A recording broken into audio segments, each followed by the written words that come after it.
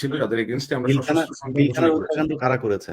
পিলখানার হত্যাকাণ্ডের সাথে যারা জড়িত ছিলেন এদের বিষয়ে শত্রু দেশ অলরেডি নাই, তো একটা শত্রু ইনকোয়ারি দেশ কমিটি নাই গঠন করা হয়েছে, না, তাই কোনো না? শত্রু দেশ নাই ভাই। শত্রু দেশ আছে কি না সেটা তো এখনো আমরা তদন্ত করে বের করতে পারি না। এখন সমস্যা যেটা হয়েছে যে ফুল স্টপ দিলে করবেন কিভাবে? ফুল স্টপ দিয়ে এখন দিয়েছেন। এখন সমস্যা যেটা হয়েছে যে আমি ধরেন একজন সাংবাদিক হিসেবে আমার পক্ষে ধরেন হিয়ার্স এর ভিত্তিতে তো আমি বলতে পারি না। আমার কাছে হার্ড এভিডেন্স যদি না থাকে এটাকে আমি দাবি করতে পারি, আমি তো এটা বলতে পারি, হয়তো বন্ধুদের সার্কেলে হয়তো আলাপ করতে পারি, বাট ন্যাশনাল স্কেলে যখন আমি যাব তখন তো আমাকে এভিডেন্স লাগবে। এভিডেন্স ছাড়া এটা আমরা কিভাবে এস্টাবলিশ মানে করব? আপনি মনে করেন এখানে বিডিআর এর যে মামলাটা, বিডিআর এর মামলায় বিচারক করেছেন, শুনানি করেছেন, জামিন শুনানির পরে বলেছেন লাঞ্চের পরে আমরা আদেশ দেব। সে আদেশ আজকে 9 মাস হয়েছে, এখনো আদেশ দেয়নি। আপনার কি মনে হয় এটা স্বাভাবিক? কাদের কারণে দেয়নি? আমি তো আদেশ সেগুলো দিব এটা খুব সম্ভবত যে যে যে ব্যক্তিরা আটক হয়ে আছেন, আমি আপনাকে বোধহয় আগেও আমার সাথে একবার আমাদের ফোনে যখন কথা হচ্ছে আমরা কিন্তু বলেছিলাম যে বিডিআর এর এই ঘটনায় বেশ উল্লেখযোগ্য সংখ্যক বিডিআর সদস্যদেরকে বিভিন্ন মামলায় আটক দেখানো হয়। আসলে ওই মামলাগুলোর অন্তরালে ছিল বেশ বাজে রকমের কিছু ঘটনা। বিডিআর এর তখনকার ঘটনায় বেশ উল্লেখযোগ্য সংখ্যক সামরিক কর্মকর্তা এবং তাদের পরিবারের সদস্যদেরকে আহ, ধর্ষণের মতো অপরাধ করা হয় এবং বেশ বাজে রকমের ধর্ষণের কিছু ঘটনা ঘটে এবং তাদের সম্মান রক্ষার্থে বিডিআর এর ওই সদস্যদেরকে তখন ধর্ষণ মামলায় অভিযুক্ত না দেখিয়ে অন্য মামলায় তখন তাদেরকে অভিযুক্ত করা হয় এবং তারা এখনো সেই মামলাতে বোধহয় আছেন। আমি এমনটাই জানি, আমাকে যেমনটা বলা আমি হয়েছে অথবা আমি যেখান থেকে জেনেছি দাদা, এখানে আমার যারা এখানে যারা ছুটিতে ছিলেন, 9 বলেছে। দিনের ছুটিতে তিনি কক্সবাজার ছিলেন, এরকম বিডিআর এর লোকও এই ইয়েতে আছেন এবং এটা না, কমিশনের। সেটা সেটা এখন অবশ্যই এখন যারা একটা কমিশন গঠন করা হয়েছে নিশ্চয়ই তারা সেটা নিয়ে কাজ করছেন। আমি সেটা একটা ডিফারেন্ট ডিসকাশন, আমার মনে হয় we should যে probably আমরা মনে হয় আলোচনাটা না যাই ভাই। হ্যাঁ, আহ, আমরা আরেকদিন ওটা নিয়ে আলোচনা করবো, জি, কিন্তু আজকে আমার যেটা বলার ছিল আমার মনে হয় আমি সেটা কনভে করেছি। জি, আর সবাইকে শুভেচ্ছা, সবাইকে অনেক ধন্যবাদ। জাস্ট আপনাকে ধন্যবাদ আমাকে ডাকার জন্য। জি, কথা বলবে ধন্যবাদ, আপনার ইনশাআল্লাহ। হ্যাঁ, ধন্যবাদ। থ্যাংক জি, ইউ। আলাইকুম। আল্লাহ সাকিব হাফেজ। ভাই আপনার কাছে আসবো। আমরা তার আগে আমরা আইনজীবীর একটু বক্তব্যটা শুনে নিই 2 মিনিট। সারোয়ার ভাই, আপনি ওনার এই অভিযোগটা জমা দিয়েছেন। তো কি অবস্থা ওনার ওনার আইনি অবস্থানটা কি? আইনিভাবে আমরা কোনো সুখবর পাবার কোনো সুযোগ আমাদের সামনে আছে কি মনে হয়? ধন্যবাদ। দেখুন, জিয়াকে চিনি আমি যখন সেনাবাহিনীতে চাকরি করি। 2007-এ আমি সেনাবাহিনীর চাকরি ছেড়েছি ল পড়ার উদ্দেশ্যে। তো আমি যে বনানী সেনা অফিসার্স কোয়ার্টারে ছিলাম, ও ওইখানে থাকতো। তো ওর ফার্স্ট ওয়াইফ যখন এক্সপায়ার করে, আমি ওই জানাজায় শরিক হয়েছি। তখন থেকে ওকে আমি চিনি এবং ওর সম্বন্ধে তখন থেকে আমার একটা আগ্রহ ছিল অ্যাজ এ ইয়াং অফিসার এবং ব্রিলিয়ান্ট অফিসার। সো আমি ওর ইভেন্ট গুলা ফলো করছিলাম। সো যখন 5ই আগস্টের পরে আমাকে রিকোয়েস্ট করলো তার লিগাল সাপোর্ট আমি দেবো কিনা, actually I was waiting for যে ওর পাশে আমি দাঁড়াবো, আমি সেটার অপেক্ষায় ছিলাম। যেমনটি মেজর জাহিদের পরিবারের পাশে দাঁড়াবো সেটার অপেক্ষায় ছিলাম। সো এখন যখন আসলো, আমি সব মামলার ডিটেলও আমাকে দিল। আমরা যেটা দেখলাম এখন পর্যন্ত টোটাল 12টি মামলা ওর বিরুদ্ধে হয়েছে এবং এর ভিতরে 3টে মামলায় তাকে ফাঁসির দণ্ডাদেশ দেওয়া হয়েছে আর 9টি মামলা এখনো বিচারাধীন অথবা কোনো কোনোটা তদন্ত চলছে। সো ও যেটা করেছে যে ওকে 2 দিনের জন্য, ঘটনাকালীন সময় 2 দিনের জন্য তাকে গুম করা হয়েছিল। সাভারে তাকে সে ছুটিতে ছিল, সেইখান থেকে তাকে গুম করেছিল। অত্যন্ত বুদ্ধিমত্তার সাথে সে এই কিডন্যাপারদের হাত থেকে সে নিজেকে রক্ষা করেছে, কারণ ও বুঝতে পেরেছিল যে তাকে হত্যা করা হতে পারে এবং র এটার পিছনে এইটা পরিপূর্ণভাবে রয়ের পরিকল্পনা এটা করা হয়েছে। আমি এবারে কনভিন্সড। কেন এই কথা বললাম যে যখন ওর আবেদন নিয়ে আমরা যখন মিডিয়া ব্রিফিং করলাম, যখন পত্রিকা আসলো, তখন ইন্ডিয়া একটা লিড নিউজ হলো যে জঙ্গি মেজর সৈয়দ জিয়াকে মুক্তি দিচ্ছে এবং ওই নিউজটার কারণে বোধহয় আমাদের স্বরাষ্ট্র মন্ত্রণালয়, সশস্ত্র বাহিনী, অন্যান্য সংশ্লিষ্ট সবাই বোধহয় ওই কারণে ভয় পেয়ে গেছে। কারণ পরিস্থিতি এমন দাঁড়িয়েছে যে ইন্ডিয়ার বিপক্ষে কেউ যেতে চায় না, ইনক্লুডিং দিস ইন্টারিম গভর্নমেন্ট। তারা এখন ইন্ডিয়ান প্রীতি করতে চাচ্ছে বলে আমার ব্যক্তিগতভাবে ধারণা সৃষ্টি হয়েছে। সো যখন মামলা প্রত্যাহারের জন্য কমিটি করলো, 9টি মামলা আমরা প্রত্যাহারের জন্য আবেদন করলাম। 3টি মামলা, যে 3টে তার দণ্ডাদেশ হয়েছে, সেই 3টে ব্যাপারে সিআরপিসি 401 ধারায় যেখানে তার দণ্ড মৌকুব করতে পারে, স্থগিত করতে পারে, সেইটা আবেদন করা হয়েছে। স্বরাষ্ট্র মন্ত্রণালয় স্বরাষ্ট্র অ্যাডভাইজারের কাছে, এবং তার মামলা প্রত্যাহারের ব্যাপারে আবেদন করা হয়েছে ডিসি ঢাকা এবং আসিফ নজরুল যে এই মামলা প্রত্যাহার কমিটি, তার ওই 9টা মামলা প্রত্যাহার হবে বলে আমরা আশা রাখি, কারণ এইটা পাবলিক প্রসিকিউটর ঢাকা মহানগর সে এটার পক্ষে সুপারিশ করেছে। আমি ব্যক্তিগতভাবে তার সাথে দেন দরবার করেছি এবং এই 9টা মামলা কোনো সমস্যা নাই, এটা খুবই দ্রুত প্রত্যাহার হয়ে যাবে আমরা মনে করি। 401 ধারায় 3টা যে ফাঁসি দণ্ডাদেশ যেটা হয়েছে সেইখান থেকে তাকে মুক্তি দেওয়ার যথাযথ উপায় হলো এই 401 ধারা। 401 ধারার মাধ্যমে তাকে যে কোনো সময় স্বরাষ্ট্র মন্ত্রণালয় তার দণ্ডাদেশ স্থগিত করতে পারে এবং সে বাংলাদেশে এসে তার মামলা ফেস করতে পারে। তার ঘটনাটা আমি এইভাবে দেখি যে এসকেপিং ফ্রম দ্য ডেথ, মৃত্যু থেকে নিজেকে রক্ষা করেছে। এবং আমাদের নলেজও রয়েছে রয়ের যে বাংলাদেশের সেলগুলো ছিল তারা এই সৈয়দ জিয়া এবং আমাদের মতো আমরা যারা দেশের সাথে কথা বলি আমাদেরকে তারা টার্গেট করত আমাদেরকে ভিক্টিমাইজ করার জন্য, এবং সেই কারণে জিয়াকে টার্গেট করা হয়েছিল। এবং আপনারা হয়তো শুনে থাকবেন যে আমি নিজেও অনেকভাবে নির্যাতিত হয়েছি, 6 মাস জেল খেটেছি এবং আমাকে গুম করে ফেলছিল এই শফিউদ্দিন, তারপরে কুখ্যাত আকবর এবং একজন এমএসপি ছিল। গুমের অ্যাটেম্পট এবং গুম একই অপরাধ। আমাকে 11 ঘন্টা নিয়ে বসিয়ে রাখিছিল। লাকিলি আমি 11 ঘন্টা পরে মুক্তি পেয়েছি, হাসিন স্যার সাফার করেছে। তো সেইখানে এইগুলা তখন টার্গেট করা হতো আপনার এই যে মূলত এই রয়ের পরামর্শে। তো হি ওয়াজ টার্গেটেড বাই র। তো এখানে যে কথাটা আসলে একটু আগে মোস্তাফিজ যেটা বললো সশস্ত্র বিপ্লব অথবা রিভল্ট, এইটা আমার জানা নাই। আমি যতটুকু জানি as far as the legal conference with Zia, যে সে তার জীবন বাঁচিয়েছে এবং এই কথাটা ও হয়তো মুখ ফসকে একবার বলে ফেলছে যে সে এই রিভল্ট অথবা বিপ্লবের ছিল। আমি মনে করি এটা তার স্লিপ অফ টাং।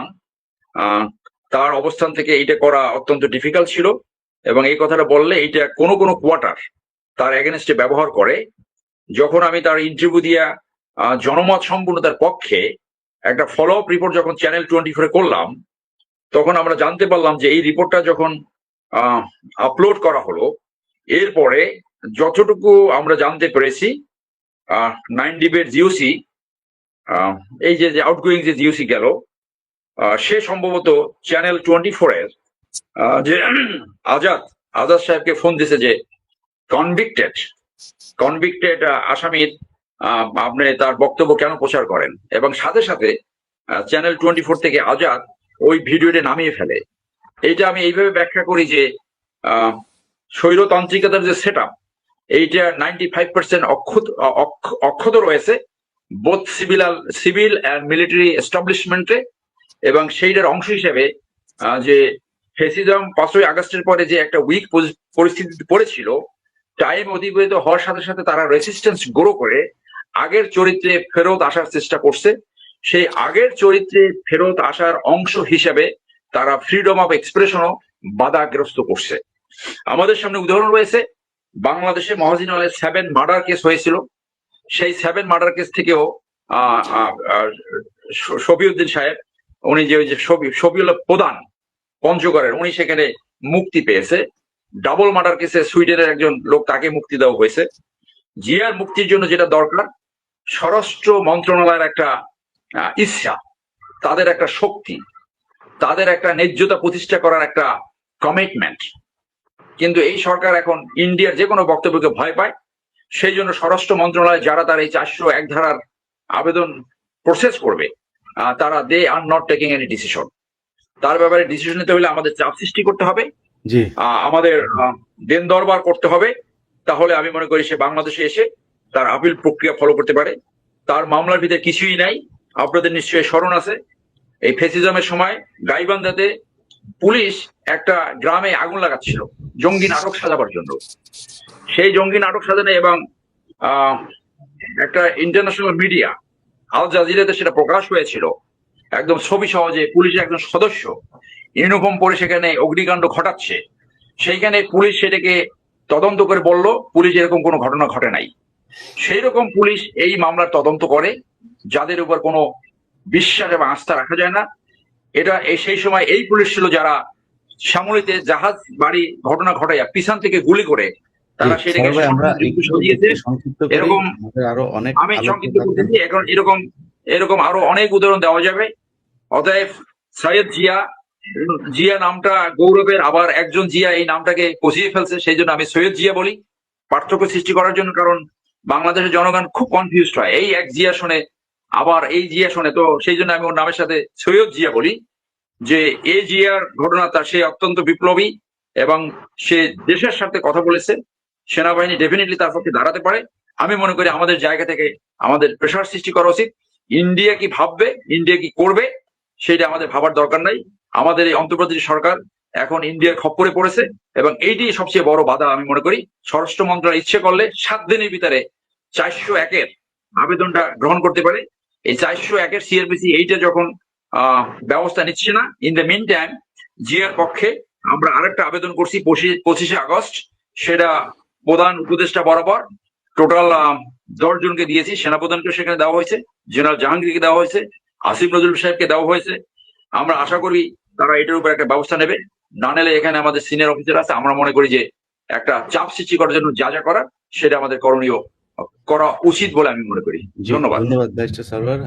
আমার বিশ্বাস যে আপনি আইনি তার যে সহায়তা সেটা সফলভাবেই দিয়ে যাচ্ছেন এবং একটা সফলতার মুখ আমরা দেখবো। জনাব সাকিব আলী ভাই, আমার খুব প্রিয় একজন মানুষ। এই দোসর যারা এখন বিভিন্ন জায়গায় ভালো ভালো জায়গায় বসে আছে, এমনকি আমি সত্যি কথা বলি, আমি খুব মনে করেছিলাম যে এই সরকার বোধহয় সাকিব ভাই ওনাকে হয়তো পররাষ্ট্র উপদেষ্টা হিসাবে নিয়োগ দেবেন। আমি একদম শুরুর দিকের কথা বলছি। তো ওনার মতো একজন দেশপ্রেমিক এবং দেশের প্রচন্ড খারাপ সময়ে ওনার নিজের ছেলের উপরেও নির্যাতন করা হয়েছে। কনক ভাইয়ের সাথে ওনার খুব ভালো সম্পর্ক। আমি ওনার সাথে যখন কথা হইতো, কনক ভাইয়ের পাশে দাঁড়ায় অনেক কথা শুনতাম। তো এইরকম একজন মানুষকে মূল্যায়ন করা হয় নাই। আমরা এটা খুব অবাক হয়েছি, এই বিষয়টা জানিয়ে রাখলাম আর কি। সাকিব ভাই, আপনার প্রতি কৃতজ্ঞতা। আপনি যা করেছেন এটা নিশ্চয়ই আপনি কারোর কাছ থেকে কোনো কিছু পাওয়ার জন্য করেন নাই, এই দেশের জন্য করেছেন। দেশ এবং আল্লাহ আপনাকে সেই প্রতিদান অবশ্যই সম্মান আপনাকে একদিন দেবেন। সাকিব ভাই, আমরা আজকের আলোচনা হচ্ছে মেজর জিয়াউল হক, সৈয়দ মোহাম্মদ জিয়াউল হক, ওনার এই বিষয়ে আলোচনা করছেন। আপনার কাছে কি মনে হয় কিনা যে এটাকে ইচ্ছাকৃতভাবে আটকে রাখা হয়েছে, একটা কমপ্লিকেশন তৈরি করার চেষ্টা করা হচ্ছে? আমি জি ধন্যবাদ আপনাকে, আপনি ফর কাইন্ড ওয়ার্ডস আপনি বলছেন, আপনার থ্যাংক ইউ। আমি খালি কয়েকটা কথা বলি, খুব তাড়াতাড়ি বলি, কারণ এখানে অনেকে আছে, আমি সময় নিতে চাই না। এক হচ্ছে যে ব্রিগেডিয়ার আজমি যেটা বললেন বা জুলকারনাইন সাহেব যেটা বললেন, আমার কাছে মনে হয়েছে উনাদের এগেইন উনারা বলছেন যে উনারা হেয়ারসে শুনতে রাজি না, উনারা এভিডেন্স চান। আমি 2 দিন আগে আজকেই দেখতেছিলাম যে ওখানে কর্নেল হাসিন ছিলেন, গুম কমিশনে একটা ইউটিউবে একটা ভিডিও দেখতেছিলাম, সেখানে বসেছিলেন আদিলুর রহমান খান সাহেব, সেখানে ছিলেন গুম কমিশনের অন্যান্য মেম্বাররা, সেখানে ছিলেন আসিফ নজরুল, সেখানে ছিলেন নাবিলা ইদ্রিস বোধহয় একজন ভদ্র মহিলা, ইয়াং লেডি, খুবই নিশ্চয়ই ভালো মহিলা, কিন্তু আমি জানি না ওই মহিলার কি প্রবলেম, কিন্তু উনি বারবার হাসেন, প্রতিটা কথায় উনি হাসেন। তো উনি কি আসলে সিরিয়াস নাকি উনি হাসির কাউকে নিয়ে আসছেন, হাসির খোরাক, এটা আমি বুঝলাম না। উনি বললেন যে প্রতিটা আপনার এভিডেন্স সব ধ্বংস করে দেওয়া হয়েছে, একেবারে যে সব ভেঙে ফেলা হয়েছে, আপনার কম্পিউটার ভেঙে ফেলা হয়েছে, হার্ড ড্রাইভ ভেঙে ফেলা হয়েছে, পুড়িয়ে দেওয়া হয়েছে। অর্থাৎ কোনো মতেই যাতে আপনি কিছু করতে না পারেন, কোনো এভিডেন্স আপনি না পান। উনি বলতেছেন যে কোনো বাহিনীকে প্রশ্ন করলে তারা মিথ্যা কথা বলে। ওখানে এসে বলছিল যে তারা মিথ্যা কথা দেয়, যে তারা বলছে যে ওনারা জিজ্ঞেস করেছেন ডিজিএফআই ডিরেক্টর কয়জন ছিল এই হাসিনার পিরিয়ডে, তখন ওরা বলছেন ওনাদের কোনো অনার বোর্ড নাই, যেহেতু অনার বোর্ড নাই সেই জন্য তারা দিতে পারতেছে না। তার মানে এটা তো একটা স্টুপিড কথা, তাই না? যে এটা তো ফাইলে আছে যে কার ওখানে পোস্টিং হয়েছে, সেই কতদিন ছিল। অর্থাৎ এবং তখন আমি যেটা দেখতে পাচ্ছিলাম সেটা হচ্ছে যে আমরা যেটুকু বুঝি আর কি, হ্যাঁ, আমরা তো চাকরি করছি, চাকরিতে দেখেন শেখ হাসিনা যখন পাওয়ারে আসে, এসে কামরুল ইসলামকে বসাইছিল, 8000 কেসকে কয় দিনের মধ্যে ফালাই দিছিল, কয় দিন লাগছিল তার ফালাইতে, কয়েকদিনের মধ্যে ফেলে দিয়েছে সে। আর এখন আমাদেরকে আপনি এভিডেন্স দেখাতে আসছেন, এখন আপনি আমাদেরকে নাইসিটি দেখাইতে আসছেন। এবং এখন কি করছেন, ওই যে আসিফ নজরুল সাহেব কি বললেন, নাবিলাকে বললেন, নাবিলা তুমি আসবে, যেদিন আসবে আমি তোমাকে একটা লোক দিয়ে দিব। আপনি একটা লোক কেন, আপনি 10টা লোক দেন, তাতে কি হবে? আপনি শেখ হাসিনার দোসরের সমস্ত রেখে দিচ্ছেন আপনার সেক্রেটারিয়েটে, তারা আপনাকে সারাক্ষণই ইয়ে করবে, ইম্পিড করবে, তারা আপনাকে আটকাবে। আপনি কি আমাদেরকে কি বলতে চান? এটা একটা সুশীল সরকার। এটা you do not know how to exercise power, you do not know what is power. এবং আমি সরি টু ব্রিগেডিয়ার আজমি, উনি যেটা বললেন, একটা ইনস্টিটিউশনে বেশি লোক লাগে না ভাই। 20টা লোক এই একটা শৃঙ্খলাবদ্ধ ইনস্টিটিউশনকে হাতের মুঠায় নিয়ে কাজ করতে পারে, সেটাই তো করছে। আর এখানে আপনি দেখেন যে হাসিন কিভাবে কথা বলে, এখানে দেখেন ব্যারিস্টার সারওয়ার কিভাবে কথা বলে, এইখানে দেখেন আপনি আমাদের নাসির ভাই কিভাবে কথা বলে। আপনি ডিফারেন্সটা আপনার সামনে হবে ক্লিয়ার, যে যারা আসলে দেশের পক্ষের লোক তারা কিভাবে কথা বলে, আর যারা এটাকে আটকাইতে যাচ্ছে তারা কিভাবে কথা বলে। আপনি যে দেশে বাস করেন, আমেরিকাতে আমি যখন ছিলাম, আমার একটা প্রিয় প্রবাদ বাক্য, সেটা হচ্ছে follow the money, follow the money. এই সেনা প্রধান হচ্ছে শেখ হাসিনার বোনের হাজবেন্ড, এবং এখনকার প্রেসিডেন্ট হচ্ছে গিয়ে শেখ হাসিনার প্রেসিডেন্ট, এবং এখনকার সমস্ত অফিসাররা ওই যে জেনারেল গুলো প্রায় অনেকেই হচ্ছে হাসিনার জেনারেল, অনেক অফিসাররা হচ্ছে হাসিনার অফিসার। সো তাদের লয়্যালটি কোথায় সেটা আমরা বুঝতেছি না। এবং তারা কার পক্ষে কাজ করছে, সেনাপ্রধান তো এসে বলেই দিয়েছেন যে উনি ডিসেম্বরের মধ্যে ইলেকশন দিবেন। ইলেকশন দিবেন মানেটা কি? বিএনপির হাতে তুলে দিবেন। বিএনপি কে? বিএনপি চালায় এখন কারা? ফখরুল ইসলাম আলমগীর, আর তারপর কি আমির খসরু সাহেব এবং সালাউদ্দিন আহমেদ সাহেব। তার মানে অর্থাৎ ভারতের হাতে যাবে। কয়েকদিনের মধ্যে ভারতের হাতে তুলে দেওয়ার জন্য সেনাপ্রধান রেডি। কারণ সেনাপ্রধানকে আমি অনুমান করেই বলবো, কারণ at a level of CEO you do not have all the information, you cannot have the information, এটা আপনি না। তো ওইখানে আমাকে হাফ ইনফরমেশন নিয়ে আমাকে কাজ করতে হয়, আমাকে কোয়ার্টার ইনফরমেশন নিয়ে কাজ করতে হবে। দেখেন কাকে অবাঞ্ছিত করে রাখছে, নাসির ভাইকে অবাঞ্ছিত করে দিচ্ছে। বলছে, জিজ্ঞেস করছে কখনো যে নাসির সাহেবের অপরাধ কি? এই হাসিন সাহেবকে কি করছে? বরখাস্ত করে রেখে দিচ্ছে। কোন কিছু বলছে কখন? কেন উঠানো যাচ্ছে না? তার মানে আমরা যেটা বুঝতে পারছি, এই সরকার এবং আমি দেখলাম ওখানে আসিফ নজরুল বলছেন যে জানেন তো জঙ্গির কথা বললেই আমাদেরকে এমবাসি গুলো কিভাবে ধরে। তো এমবাসিকে আপনি ভয় পান কেন? আপনি কি এমবাসি কখনো হ্যান্ডেল করেন? এই জন্য এমবাসির যে একটু আগে যে কথা বললো হাসিন বলল যে আপনারা মুসলমানদেরকে মারবেন, তাকে জঙ্গি হবে না তারা। আর মুসলমানের কেউ একটা কিছু বলেছে, খালি একটা কথা বলেছে, ওই যে নুরুল ইসলাম সাহেব বললেন যে একটা খালি কথা বলেছে, তাতেই তাকে জঙ্গি হয়ে যাবে। How is this possible? মানে এই ডাবল স্ট্যান্ডার্ড কিভাবে উনি মানেন? বললেই হবে নাকি? ইংরেজি কথা বললেই হবে? কারণ আপনি কি ইংরেজি বলতে পারেন না আসিফ নজরুল সাহেব? আপনি কি ওনাদেরকে শেক্সপিয়ার পড়াইতে পারেন না আসিফ নজরুল সাহেব? সো আমি আপনাকে এইটুকু বলে আমি বেশি সময় নিতে চাই না, but point is it is very clear কে কোথায় যাচ্ছে, এবং এই সরকার একেবারেই কিছু করবে বলে আমি মনে করি না। যদিও সারওয়ার বললেন যে এটা কিছু হবে, but I hope it happens. But আমি গুম কমিশনের যেটা দেখলাম, সেখানে যেটা বুঝলাম যে উনারা আসলে জানেন না কিভাবে এই যে বিরাট ভাবে যে বিঘ্ন ঘটানো হচ্ছে, বাধা দেওয়া হচ্ছে, সে বাধাকে কিভাবে উত্তরণ করতে হয় সেটা জানেন বলে আমার মনে হয় না। Thank you. জি, আমার খিজির হায়াত ভাই অনেকক্ষণ বসে আছেন। খিজির হায়াত ভাই হচ্ছে মেজর সৈয়দ মোহাম্মদ জিয়াউল হক, তিনার খুব ঘনিষ্ঠ বন্ধু, এবং তিনার সাথে খুব কাছাকাছি থেকে ওনাদের এই জঙ্গি কার্যক্রম পরিচালনা করার সুযোগ হয়েছে। ভাই জিয়া ভাই কোন লেভেলের জঙ্গি একটু বলেন। আসসালামু আলাইকুম সবাইকে। এখানে অনেক সিনিয়র অফিসাররা আছেন। আমি জিয়ার সাথে সিলেট ক্যাডেট কলেজে আমার পরিচয়। আমরা দুজন একসাথে ক্লাস 7-এ ওখানে যাই। 6 বছর জিয়ার সাথে ছিলাম। আমাদের ব্যাচের সবচেয়ে চৌকস ক্যাডেট সে ছিল, শুধু পড়ালেখায় না, কালচারালি, গেমসে। আমি সবসময় ওকে বলতাম আমি জীবনে যদি রিয়েল লাইফ জেসন বন্ড দেখে থাকি, জিয়া ছিল আমার কাছে জেসন বন্ড। জিয়ার সাথে আমার নেক্সট দেখা হয় বাংলাদেশ মিলিটারি একাডেমিতে। আমরা দুজনই হামিদ কোম্পানিতে ছিলাম। আনফরচুনেটলি আমি বাংলাদেশ সেনাবাহিনীতে সার্ভ করার সৌভাগ্য আমার হয়নি। জিয়া আমাদের কোর্সের সোর্ট অফ অনার ছিল, এবং পরবর্তীতে জিয়া আর্মিতে কি করেছে আমরা সবাই জানি। দেখেন, আমি খুব সংক্ষিপ্তভাবে একটা পয়েন্ট আমি কথা বলতে চাই, সেটা হচ্ছে সাহস। পিলখানার 2009-এর 27 তারিখ যে 17-18 জন সিভিলিয়ান পিলখানাতে ঢুকেছিল, তার মধ্যে দুর্ভাগ্যজনক ভাবে বা যেটাই বলেন আমি একজন ছিলাম। আমার কোর্সমেট ক্যাপ্টেন তানভীর হায়দার নূর, তার লাশটা খোঁজার জন্য আমি ঢুকেছিলাম, একদম ফার্স্ট সিভিলিয়ান মিডিয়ার কিছু মানুষ হিসেবে। তো এরপর তার লাশটা সেই যে তখন থেকে খোঁজা শুরু করেছি, এরপরে ঢাকা মেডিকেল মর্গের থেকে শুরু করে আজ পর্যন্ত তার লাশ খুঁজেই যাই। পিলখানাতে আমি আমার কলেজের adjutant lieutenant colonel Lutfur Rahman, আমার ক্যাডেট কলেজের ছোট ভাই, বড় ভাই, আর্মিতে আমার ফ্রেন্ড সার্কেল অনেকজনকে আমি হারিয়েছি। আমার কাছে যে জিনিসটা সবচেয়ে খারাপ লেগেছে সেটা হচ্ছে যে আমরা সারাটা দেশ, পুরো দেশটা এবং পুরা পিলখানাকে কর্ডন করে রাখলো সেনাবাহিনী, কিন্তু শুধু আদেশের অভাবে আমরা ঢুকলাম না, আমরা পুরো জাতি তাকায় তাকায় দেখলাম কি হলো। 57টা অফিসারকে এভাবে মারলো, তাদের পরিবারগুলাকে এইভাবে সারা জীবনের জন্য ট্রমার মধ্যে ফেলে দিল। এবং আর বাংলাদেশ সেনাবাহিনীর কতিপয় অফিসারের কারণে সেটার যে প্রকৃত বিচারটা সেটা আজ অব্দি হলো না। এখন পর্যন্ত যেই কমিশনটা নিয়ে সবচেয়ে কম কথা হয় সেটা হচ্ছে পিলখানা কমিশন, অথচ এটাকে নিয়ে সবচেয়ে বেশি কথা হওয়া দরকার ছিল। বাংলাদেশ সেনাবাহিনীর যেই অল্প কয়জন অফিসার সকল বাধাকে উপেক্ষা করে সকল কিছুকে দাওতে লাগিয়ে বাজিতে লাগিয়ে এগিয়ে গেছিল, সেটা নেতৃত্ব দিয়েছিল জিয়া। হ্যাঁ, সেই মুহূর্তে বাংলাদেশ আর্মির কোড অফ কন্ডাক্ট অনুযায়ী সে একজন দেশদ্রোহী।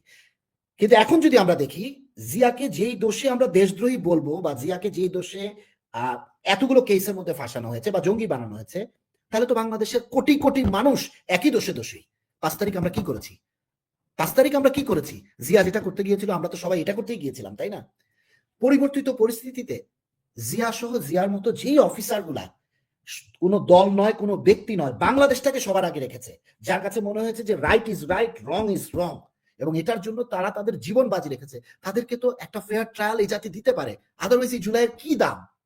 আমরা কি এত কিছু, আমরা এখন এত আইন কানুনের কথা বলতেছি, আরে দেশ তো একটা যুদ্ধ বিধ্বস্ত একটা বিপ্লবী সরকার বলবো না, একটা বিপ্লবী সময়ের মধ্যে দিয়ে যাচ্ছে। এখানে আইনের থেকে তো ন্যায় বিচারটা সবচেয়ে বড় হওয়া দরকার। তো জিয়ার বিচারটা যদি আমরা করতে না পারি, আমার মনে হয় না এই যে জিয়ার মতো এত শত শত অফিসার পিলখানার পরে যারাই কথা বলেছে, যারাই পিলখানার বিচার বা তদন্ত চেয়ে তাদেরকে ধরে ধরে তাদেরকে কিভাবে নিগৃহীত করা হয়েছে, অপমানিত করা হয়েছে, অত্যাচারিত করা হয়েছে, চাকরি থেকে, তাদের বিচার হবে না? বাংলাদেশ সেনাবাহিনী কি তাদের ভাইদের রক্তের বিচার করবে না? তাহলে তো ইলিয়াস ভাইয়ের কথা ঠিক, যে বাংলাদেশ সেনাবাহিনী যেটাকে নিয়ে আমরা এত প্রাউড ফিল করছি, যে সেনাবাহিনীর হাত ধরে আমাদের মুক্তিযুদ্ধ সংগঠিত হয়েছে, সেই সেনাবাহিনীকে আজকে দেশপ্রেমিক সেনাবাহিনী থেকে দেশবিরোধী সেনাবাহিনী হয়ে গেল। তাহলে তারা কেন সেনাবাহিনীর তো উচিত সবার আগে বলার যে আমরা পিলখানার বিচার চাই, জিয়ার মতো অফিসারদেরকে আমরা ফিরিয়ে আনতে চাই, কেন বলতে পারতেছে না? এইটা জানার আমার খুব ইচ্ছা।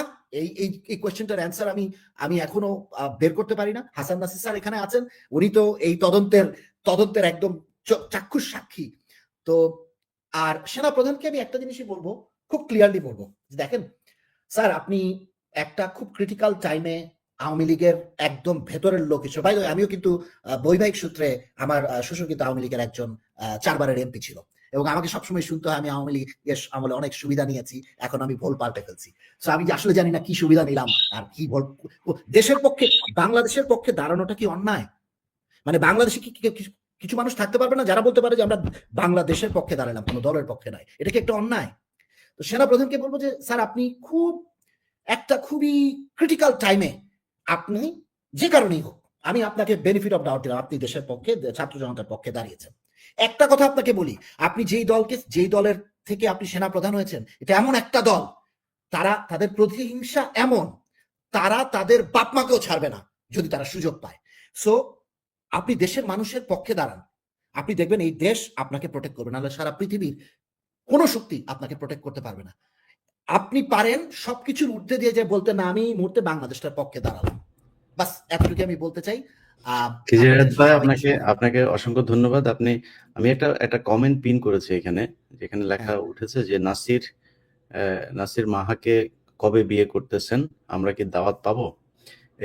এই কমেন্টটা আমি জানি এটার মিনিংটা কি জানি। মাহা, আপনি খিজির হায়াত যেই মেজর নূরের কথা বললেন, তার স্ত্রী হচ্ছে মাহা, এবং তাকে বলা হয়েছিল একটা অজ্ঞাত একটা লাশ দিয়ে বলা হয়েছিল যে এটাই তোমার স্বামী, এটা মেনে নাও।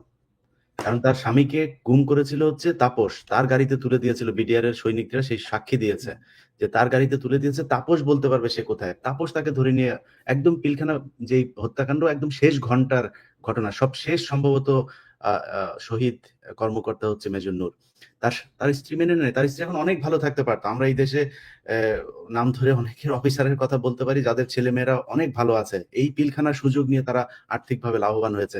মাহা সেই লাভবান হইতে যায়নি, তারা এখন চরিত্রহীনা বলা হয়েছে, পাগল বানা হয়েছে। আর নাসিরকে জানেন, নাসির হচ্ছে আমাদের এই যে দেশ বিরোধী সেনাবাহিনীর ব্রিগেডিয়ার জেনারেল জনাব নাসির, আমাদের সাথে যিনি এখন আছেন। এটা বলার কারণ কি জানেন? উনার চরিত্র হনন করার জন্য এটা করা হচ্ছে। উনি এই মাহা এখন ওনার কাছে এই অভিযোগগুলো করেন, উনি মাহার এই বিচার চান, নূরের বিচার চান, এই কারণে এগুলো করা হচ্ছে। এবং এই বট বাহিনীগুলো কাদের?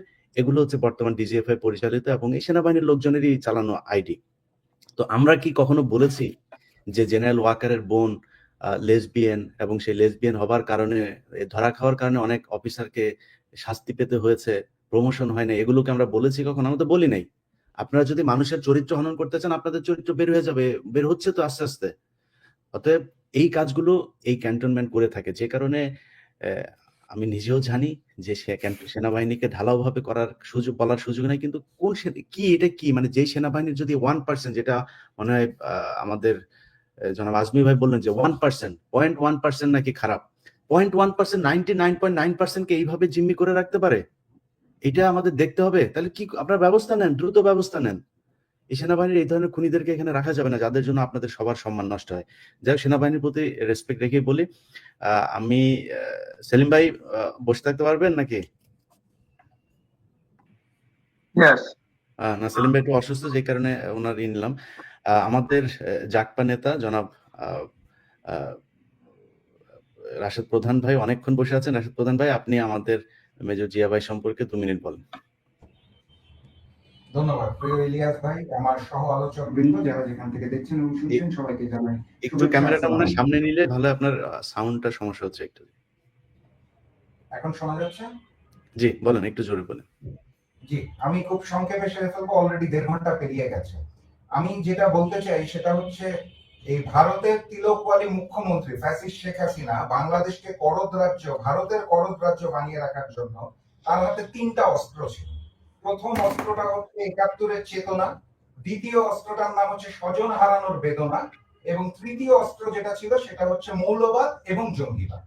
তো এই তৃতীয় ক্যাটাগরিতে সৈয়দ মোহাম্মদ জিয়াউল হক, মেজর জিয়া নামে যাকে আমরা চিনি, তিনি তৃতীয় ক্যাটাগরিতে ভারতকে খুশি রাখার জন্য রয়ের প্রেসক্রিপশনে আমি মনে করি শেখ হাসিনা তাকে জঙ্গি বানিয়েছে। এখন মেজর জিয়ার কি দোষ ছিল কিনা?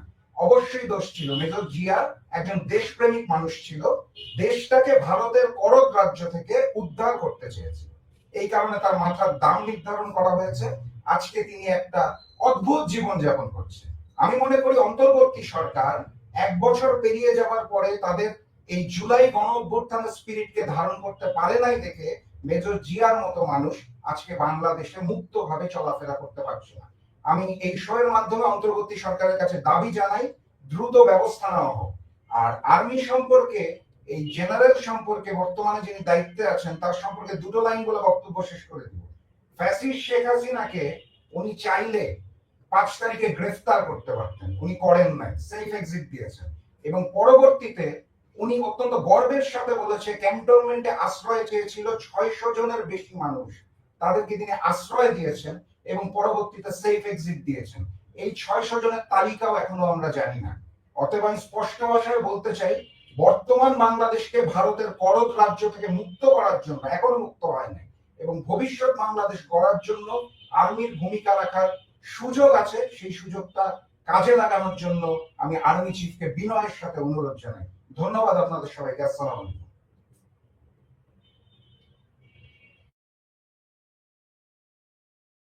দুঃখিত।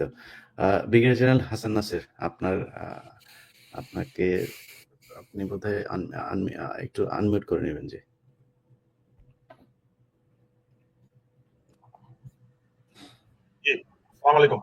আচ্ছা,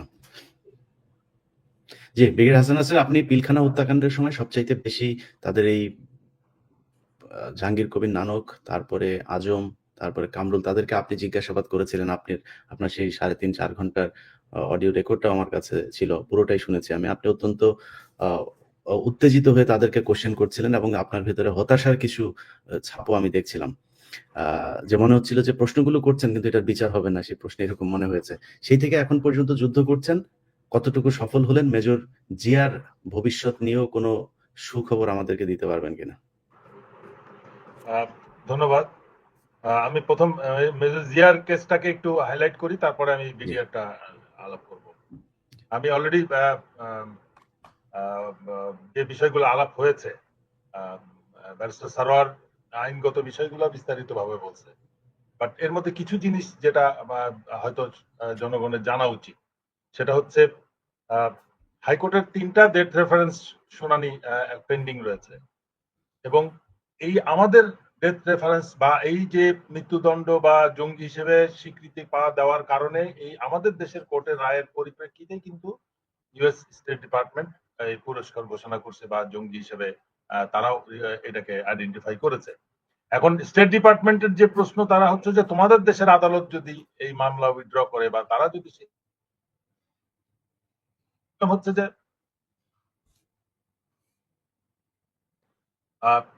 স্টেট ডিপার্টমেন্টের প্রশ্ন হচ্ছে যে তারা বাংলাদেশের আদালতের রায়ের পরিপ্রেক্ষিতে মেজর জিয়াকে জঙ্গি ঘোষণা করেছে এবং তার বিরুদ্ধে যে ডিক্লারেশনটা হয়েছে, এবং তারাও এটা উইথড্র করবে যদি বাংলাদেশ কোর্ট তাদের রায় উইথড্র করে বা ডিসিশন চেঞ্জ করে। কিন্তু প্রবলেম হচ্ছে যে আমরা এই কেস নিয়ে মাথা ঘামাচ্ছি না স্টেট আমেরিকান এম্বাসিকে রেফার করে, আর ওরা স্টেট ডিপার্টমেন্ট বলছে আমাদের দেশের রায়, মানে এটা একজনের দোষ আরেকজনের ঘাড়ে। মূল উদ্দেশ্য হচ্ছে জিয়াকে এই কেস থেকে আমরাই অব্যাহতি দিতে চাই না, এটা স্পষ্টভাবে স্বীকার করতে হবে। সব সমস্যা হচ্ছে আমাদের দেশে। এখানে হোম মিনিস্ট্রিতে যে অ্যাপ্লিকেশনটা করা হয়েছে, আমরা যখন আইন উপদেষ্টার সাথে আমি এবং কর্নেল হাসিন যাই, তখন আমরা এটা জানি যে এই 401 ধারায় যেটা আবেদন করা হয়েছে এটাই ইচ্ছা করলে হোম মিনিস্ট্রি সিদ্ধান্ত নিতে পারে।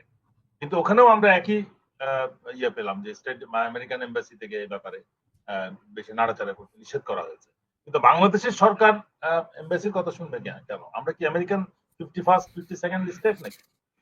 আমাদের সরকার সিদ্ধান্ত নিবে, দরকার হলে তদন্ত করবে, তারা বলবে আমাদের দেশে জঙ্গি আছে কিনা। আমরা বলছি স্বৈরাচারী সরকার একটা পরিপ্রেক্ষিতে তারা বাংলাদেশকে জঙ্গি করে এটার একটা অ্যাডভান্টেজ নিয়েছে। এই এতগুলো জীবন নাশের পরে, আহত হওয়ার পরে এখন যে সরকার এসেছে, আসলে বিষয়টা হয়ে গেছে এই সরকারকে কে নিয়োগ দিয়েছে। আমরা এই সরকারের নিয়োগ পেয়েছি 5 থেকে 8 তারিখের মধ্যে। ডক্টর ইউনূস হয়তো তার সীমিত পছন্দের কিছু লোককে নিয়োগ দিতে পেরেছে, তার সাথে রাখতে পেরেছে, আর বাকিগুলো নিয়োগ কে দিয়েছে? তো তারা কার কথা শুনবে? এটার ব্যাপারে লজ্জা করার কিছু নাই, আমাদের বাস্তবতাটা মেনে নিতে হবে। আমার ধারণায় এখনো পর্যন্ত স্বৈরাচার সরকারই ইনডাইরেক্টলি নিয়ন্ত্রণ করছে সবকিছু, এবং সেটার প্রতিফল আমরা দেখতে পাচ্ছি যে এই ইন্টেলিজেন্স এজেন্সি বলি, বট বাহিনী বলি, সোশ্যাল মিডিয়া কন্ট্রোল বলি, এটা প্রায় আওয়ামী লীগের পরিস্থিতিতে চলে গেছে। তখন সরাসরি আক্রমণ হতো, রিয়াক্ট করতো, তাদের বাহিনীগুলা র্যাব বা গোয়েন্দা বাহিনী এসে তুলে নিয়ে যেত। এটা এখনো শুরু হয় নাই, বাট আগামী কয়েকদিনের পরে শুরু হবে যে না, সেটারও কোনো বিশ্বাস নেই। তারা ওই পর্যায়ের দুঃসাহস পর্যন্ত দেখানো শুরু করেছে। এটা আমাদের জন্য একটা দুর্ভাগ্যের বিষয়। তা আমার যেটা প্রশ্ন হচ্ছে যে ব্যারিস্টার সারোয়ার যেটা বললো যে মিথ্যা 12টা মামলার মধ্যে 3টাতে রায় হয়েছে মৃত্যুদণ্ড, বাকি 9টা কিন্তু আদালত থেকে দ্রুত খালাস করা উচিত, যেভাবে রাষ্ট্রীয় নেতাদের মামলা উইথড্র হয়েছে। যদি এ ব্যাপারে কোনো সন্দেহ থাকে, যদি সরকার সদিচ্ছা থাকে, তাহলেও একটা কমিশন করে, একটা বোর্ড করে, একটা তদন্ত করে দ্রুত সিদ্ধান্ত নিতে পারে। বাট আমরা ওই ধরনের কোনো পদক্ষেপ নিচ্ছি না, এটা হচ্ছে হতাশার বিষয়। আর দ্বিতীয় হচ্ছে যে মৃত্যুদণ্ডের ব্যাপারে অ্যাবসলিউটলি দরকার হলে স্বরাষ্ট্র মন্ত্রণালয় প্রধান উপদেষ্টার সাথে নিয়ে স্পেশাল তদন্ত করেও এর সিদ্ধান্ত নিতে পারে, বিকজ এটা রাষ্ট্রকে একটা ট্যাগিং করা হয়েছে জঙ্গি রাষ্ট্র, জঙ্গি কার্যক্রমের সাথে বাংলাদেশ অ্যাজ এ স্টেট। তা সেই জিনিসটাকে ইয়ে করার, উইথড্র করানোর জন্য তো রাষ্ট্রেরও একটা তাগিদ থাকতে হবে। আমরা দুর্ভাগ্যের সাথে লক্ষ্য করতেছি সে ব্যাপারে রাষ্ট্রের কোনো বা সংশ্লিষ্ট মন্ত্রণালয়ের কোনো তাগিদ নাই, বরং তারা আরো ওইটা রেফারেন্সটা এটা না এটা নিয়ে আলাপ করা যাবে না, এটা নিয়ে কোনো সিদ্ধান্ত নেওয়া যাবে না, তাকে মামলা ফেস করে উঠতে হবে। এই বিষয়গুলো আমরা ইয়ে করতেছি, দুঃখের সাথে লক্ষ্য করতেছি। এবং যদিও একটা কমিশন করার ওয়াদা উনি করেছিলেন বা এ ব্যাপারে কোনো পদক্ষেপ নেওয়া হয় নাই, আমি আশা করব আজকের পরে উনি হয়তো নড়ে চড়ে বসবেন এবং কিছু একটা করবেন, প্রয়োজনে আমরা সহায়তা করব। কিন্তু ওইখানেও যদি বিডিআর এর মতো সিদ্ধান্ত নেওয়ার চেষ্টা করে যে আপাতত কোনো কমিটি হবে না, তাহলে কিন্তু আবার আমাদেরকে হয়তো রাস্তায় নামতে হতে পারে। এখন এখানে বিষয় হচ্ছে যে এখানে এই আমাদেরকে বিডিআর এর কাহিনীতে চলে যেতে হচ্ছে। বিডিআর হত্যার পরে আমি তো মনে করি আওয়ামী লীগ সরকার অবৈধ হয়ে গেছে। এখনই এটা প্রমাণ হয়েছে যে এটা পরিকল্পিত হত্যাকাণ্ড ছিল। তারপরে আমি মনে করি আমাদের তার বিরুদ্ধে যদি কেউ অবস্থান নেয়, সেটা কোনোদিন রাষ্ট্রের বিরুদ্ধে অভিযান হইতে পারে না। এই জিনিসটা মানে আমার অবাক লাগছে যে আমরা আজকে বসে আলাপ করছি যে বৈধ সরকারের বিরুদ্ধে আন্দোলন করেছে দেখে জিয়াকে বিদ্রোহী করা হয়েছে। এটা কোনো অবস্থাতে বৈধ সরকার ছিল না। 8 সালের ইলেকশনেও ইঞ্জিনিয়ারিং হয়েছে এবং পরিকল্পিতভাবে আওয়ামী লীগকে ক্ষমতায় আনা হয়েছে এবং সেটার পিছনে যথেষ্ট অর্থ এবং সেটা আর্মি সরাসরি ওই সময়ের সশস্ত্র বাহিনী সম্পৃক্ত ছিল আওয়ামী লীগকে ক্ষমতায় আনার জন্য, তার নিজের বাঁচার জন্য। সুতরাং এই জিনিসগুলোকে আমাদের মনে রাখতে হবে। আমরা অবাক হয়ে দেখতেছি যে ডিজিএফআই নাকি আর্মির কন্ট্রোলে নয়, ডিজিএফআই অফিসার যারা মিলিটারি অফিসাররা তারা তো আর্মির কন্ট্রোলে। এবং আমি যদি ডিজিএফআইটা বাদ দিলাম, কর্নেল হাসিন প্রথমবার গুম হয়েছিল when he was in uniform। Tapas হত্যা মামলার কেসে যারা শাস্তিপ্রাপ্ত হয়েছে দেওয়ার অল মানে তাদেরকে গুম করে রাখা হয়েছিল মিলিটারি কাস্টডিতে, তারা তো কোনো ডিজিএফআই র্যাবের কাস্টডিতে ছিল না কখন।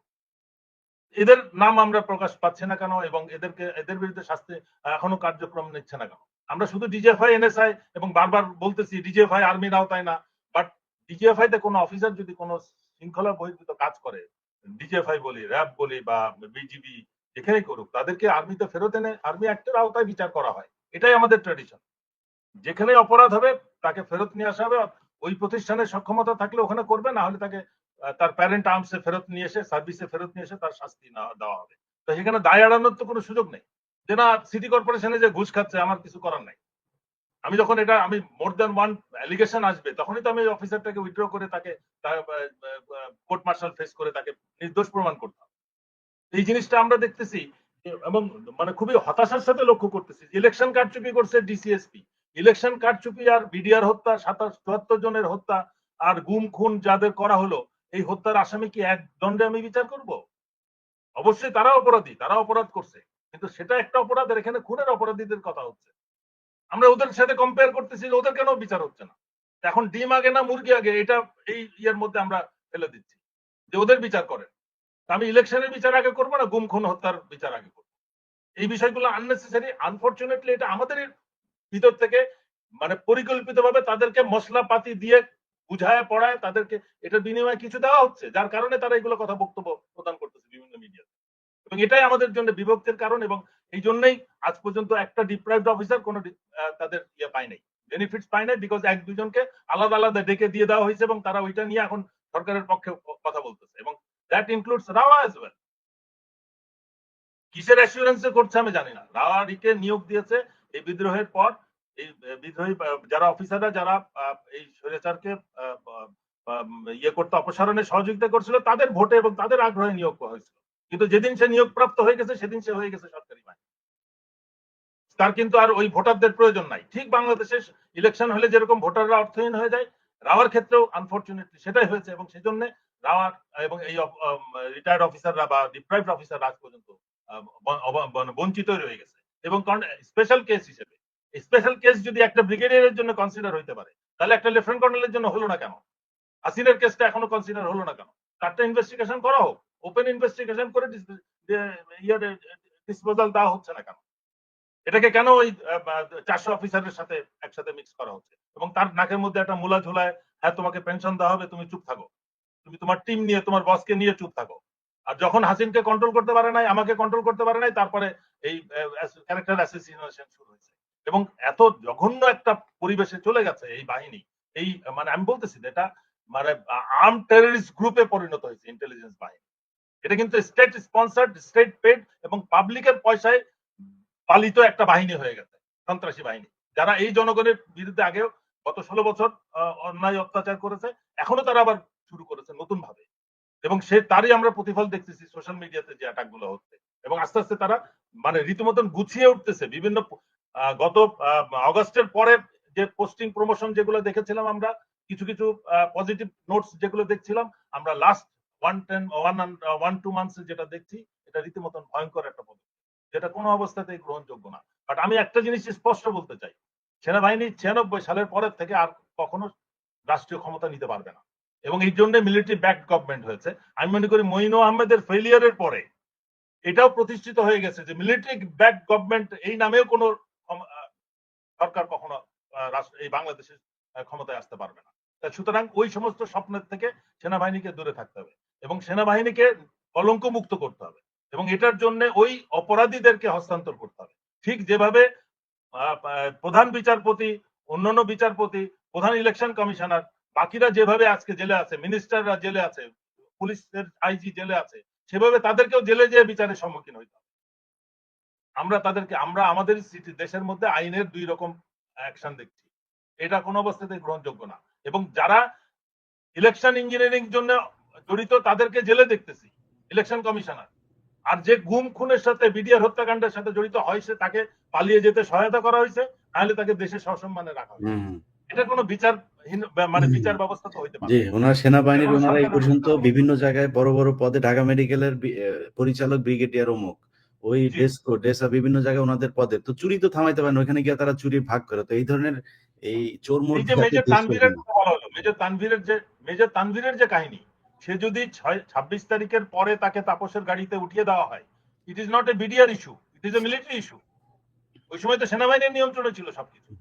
তাহলে সেনাবাহিনীকে কৈফিয়ত দিতে হবে তানভীর কোথায়, সে গুম নাকি, তাকে অবশ্যই তার একটা ডিসপোজাল দিতে হবে, যেহেতু তার একটা তখন তো একদম মাঠে খালেদ মামুন তো নিজে ওইখানে ছিল, তো মামুন খালেদ তো ই করেন নাই কেন, ধরেন নাই কেন? আপনারা কিসের ফলে ইয়া হয়েছেন? না মঈন আহমেদকে তখন ওইটা দেওয়া হয়েছে যে তোমাকে সেফ এক্সিট দেওয়া হবে, 111 সরকারকে রাটিফাই করা হবে, কিন্তু ওই মঈন আহমেদ শুধু একা সেফ এক্সিট নিয়ে সে পলাতক হয়েছে, বাট ওই তার শাসনকাল কিন্তু এখনো অবৈধ রয়ে গেছে।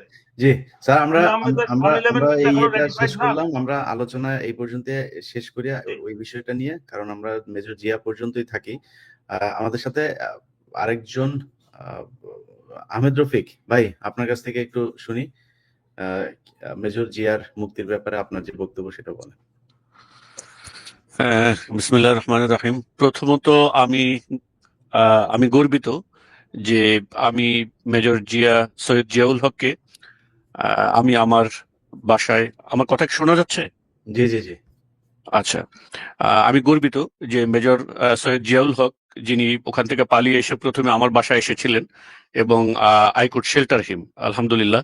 আমি মনে করি যে আওয়ামী সরকার যে সরকার ক্ষমতায় এসেছিল, পিলখানা হত্যাকাণ্ডের মধ্য দিয়ে এই সরকার যে নির্বাচনের মাধ্যমে এসেছিল বলে, ইতিপূর্বে আমি একজন বক্তাকে দেখেছি, তিনি এই সরকারের বৈধতা দেওয়ার চেষ্টা করেছিলেন আওয়ামী সরকারকে।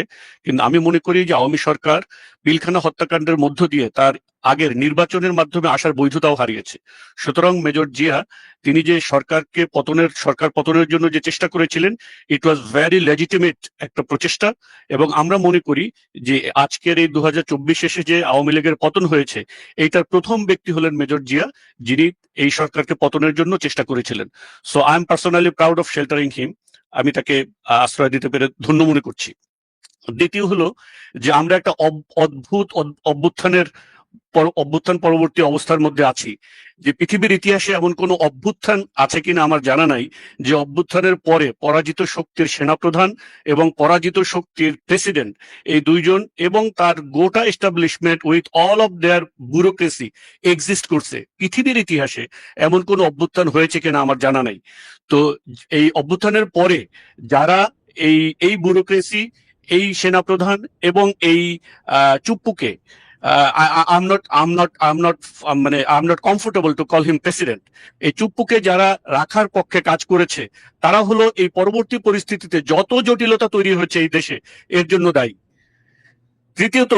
চতুর্থত একটা ব্যাপার আমার মনে আছে যে যখন আমার বাসায় তাকে শেল্টার দেওয়ার পরবর্তীতে যখন ব্যাপারটা লিক হয়, তখন আমাকে ডিজিএফআই র্যাবের মাধ্যমে গ্রেফতার করিয়ে নিয়ে গিয়েছিল ক্যান্টনমেন্টে। আমাকে ওই সময় 41 দিন গুম করে রেখেছিল। তো যখন রেখেছিল তখন অনেক কথাবার্তা, জিজ্ঞাসাবাদে নানা কথাবার্তা হতো। একটা পর্যায়ে আমি তাদেরকে একটা কথা বলেছিলাম যে আর্মি শুড রিওয়ার্ড মি, একটু গালাগালি দিয়ে বলেছিলাম FUCK, দ্য গভর্নমেন্ট, ঠিক আছে, army should reward me as I শেল্টার্ড an army officer. তুমি সে তো গভর্নমেন্টের বিরুদ্ধে করছো, আর তোমরা এগুলো করতেছো কেন? Are you not there his colleague? So তোমাদের তো এটা নিয়ে গর্বিত হওয়া উচিত যে একজন আর্মি অফিসারকে আমি সেভ করছি, and you should reward me. আমি খুব মানে দুঃখের সাথে লক্ষ্য করছি যে আর্মি যারা আছে তাদের ভিতরে এমন টপ ব্রাস যারা আছে, তাদেরকে আমরা দেখতে পাচ্ছি যে তারা অ্যাকচুয়ালি তাদের আর্মির যে ইনস্টিটিউশনাল একটা প্রাইড, যে আর্মি অফিসারদের প্রতি যে রক্ষা করার এবং তাদের প্রতি যে দায়িত্ব, এই দায়িত্বটা তারা পর্যন্ত পালন করছে না।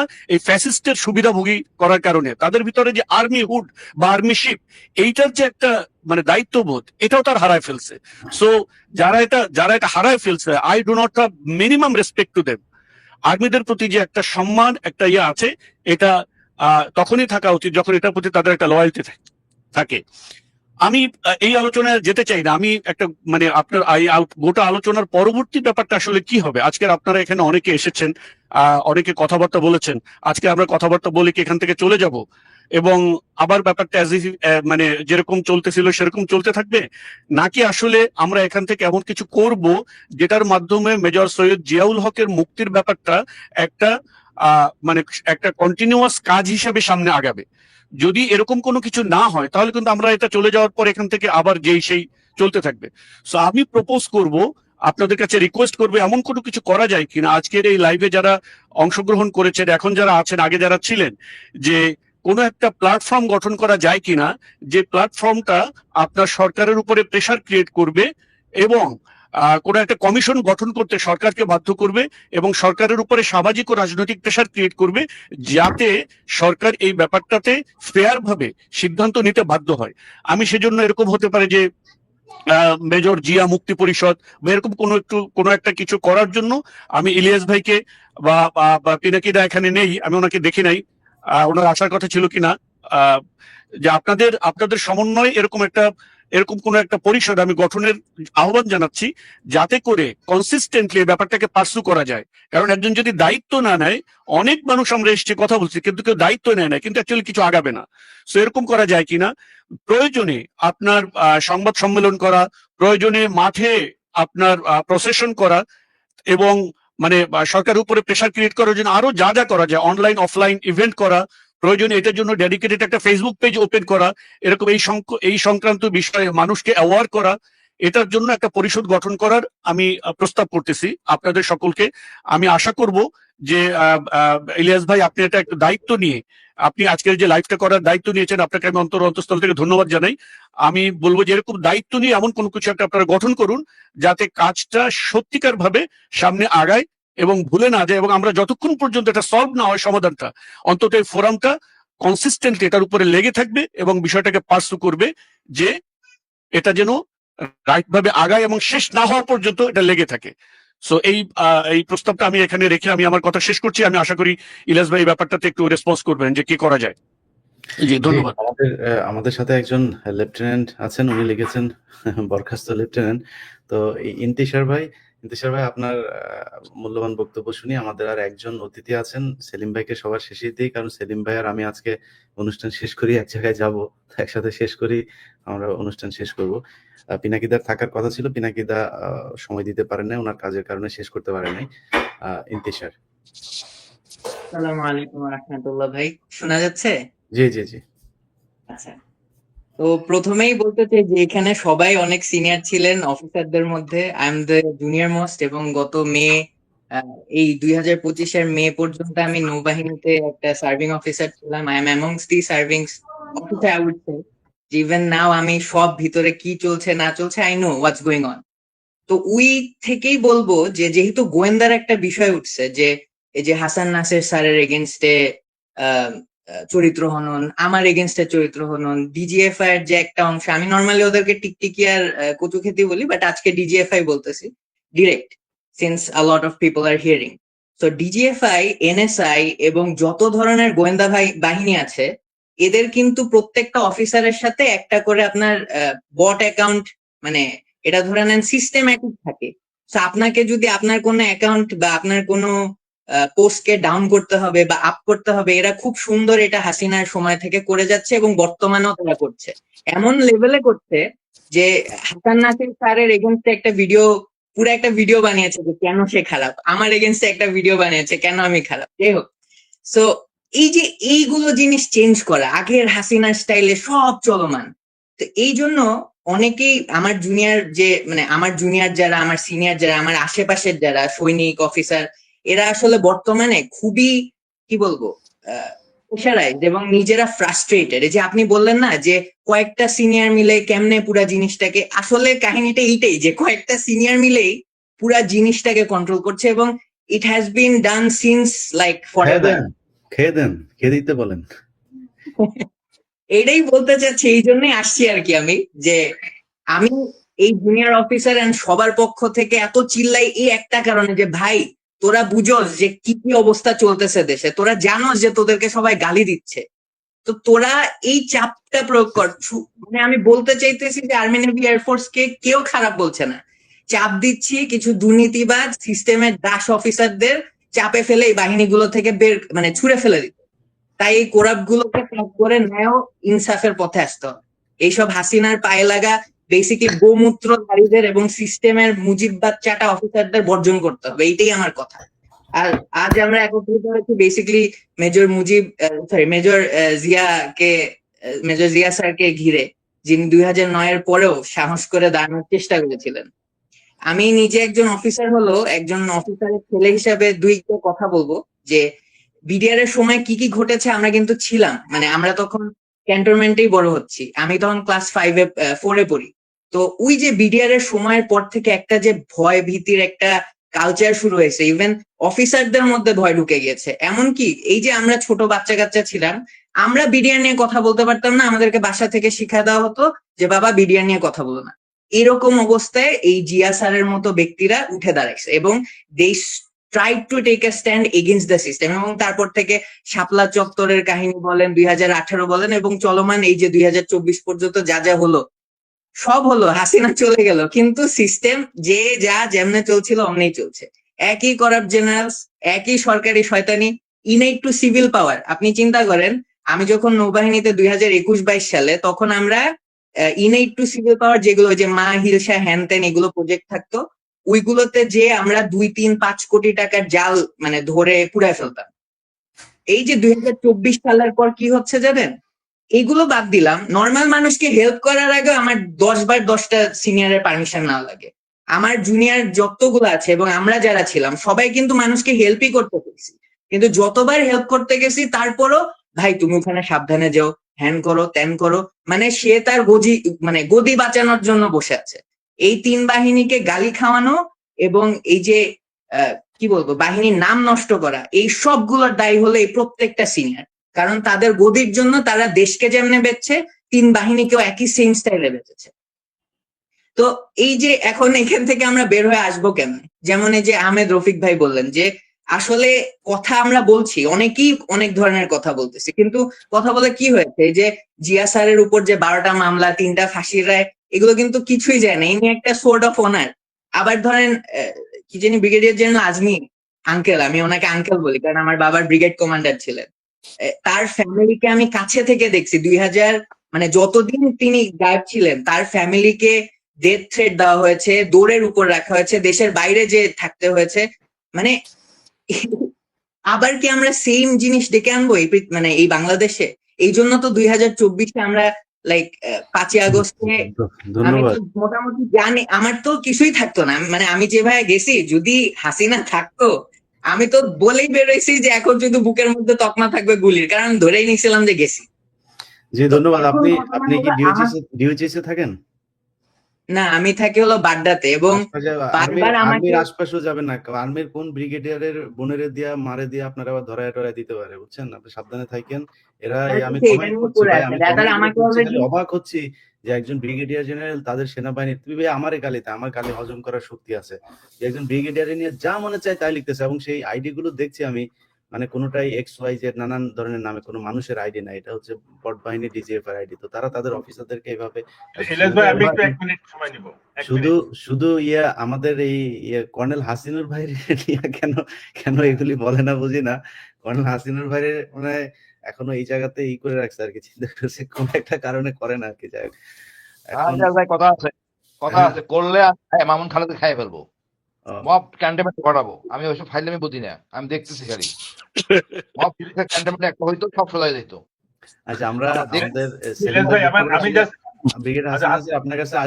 আপনারা দিয়ে শেষ করবেন, আমাদের সেলিম ভাইয়ের বক্তব্যটা একটু শুনে আসি। সেলিম ভাই, আমার একটা পয়েন্ট ছিল, একটা পয়েন্ট দিয়ে শেষ করুন। জি, শেষ করেন। মানে আমি যে সাধারণ মানুষের, মানে আমি তো আমার জুনিয়র অফিসার বা আমার বয়সের অফিসারদেরকে অনেক কথাই বললাম, বাট সাধারণ মানুষকেও একটা আইডিয়া দিতে চাই যে ভাই আপনাদেরও বুঝতে হবে যে জুনিয়র অফিসার এবং যত ধরনের সৈনিক আছে, এই যে আপনারা কিন্তু ওদের উপর ক্ষোভ ঢাললে ওরা আরো ফ্রাস্ট্রেটেড হয়ে যাবে। আপনাদের ক্ষোভটা ঢালেন সিনিয়র গুলোর উপর, ওয়াকা সাহেবের উপর এবং যতগুলো বাহিনীর চিফ এবং ইত্যাদি সিনিয়র গুলো আছে। আপনি নর্মাল সৈনিকের গায়ে হাত তুলে বা মানে ওদেরকে অসম্মান করে, এটা আসলে ওরা যেটা চাইতেছে এইটাই হবে, আমরা জুনিয়র অফিসাররা হাইয়েস্ট ভাই, যেটা আপনি করতে পারেন পারি না, যে কিছু করতে পারেন না, বলেন এটা। আমি এই দেশে আমি যদি বলি যে এই গুম খুনের ব্যাপারে যদি বাংলাদেশে কাউকে নোবেল দেওয়া হয়, এটা কর্নেল হাসিনুরকে দেওয়া লাগবে। কারণ হচ্ছে গিয়ে উনি একমাত্র ব্যক্তি যিনি কিনা সাহস করে এসে ওই সময় এসে বলেছিলেন, আমি হইলেও বলতাম না। উনি যে এসে মিডিয়াতে বলেছেন, তারপর থেকে কি উনি গুম হয়েছেন? আর তারপরে বাংলাদেশে আর গুম হয়েছে? আয়না ঘরে আর কাউকে নতুন করে নিয়ে যাওয়া হয়েছে? সো আপনি বলেন ভাই, আপনি চুপ করে বসে থাকবেন, আপনি অন্যায়ের প্রতিবাদ করবেন না, অন্যায় সহ্য করবেন, অন্যায় হইতে দিবেন। এই জন্য তো ভাই বাংলাদেশ সরকার আপনাকে ঘরে বসে বসে এভাবে খাওয়ায় না।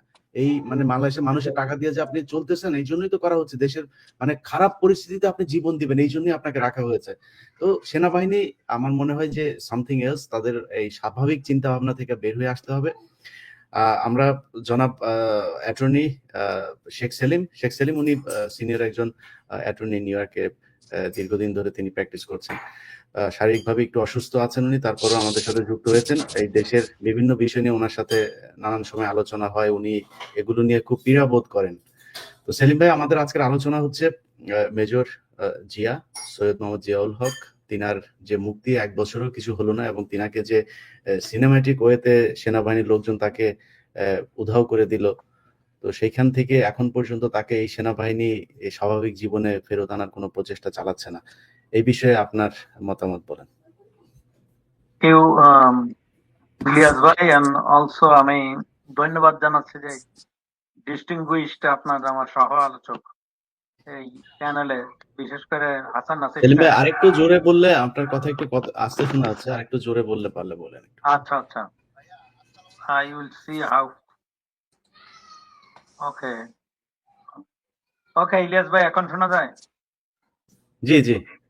ওকে, প্রথমে আমি এই যে লড়াকু সৈনিক আছেন যারা ন্যায়ের পক্ষে দাঁড়িয়েছেন, ন্যায় বিচারের শর্তে দাঁড়িয়েছেন, যারা আর্মির ভাবমূর্তিকে রক্ষা করার জন্য অতন্দ্র প্রহরী হিসাবে কাজ করেন, আমি ওনাদের ধন্যবাদ জানাচ্ছি।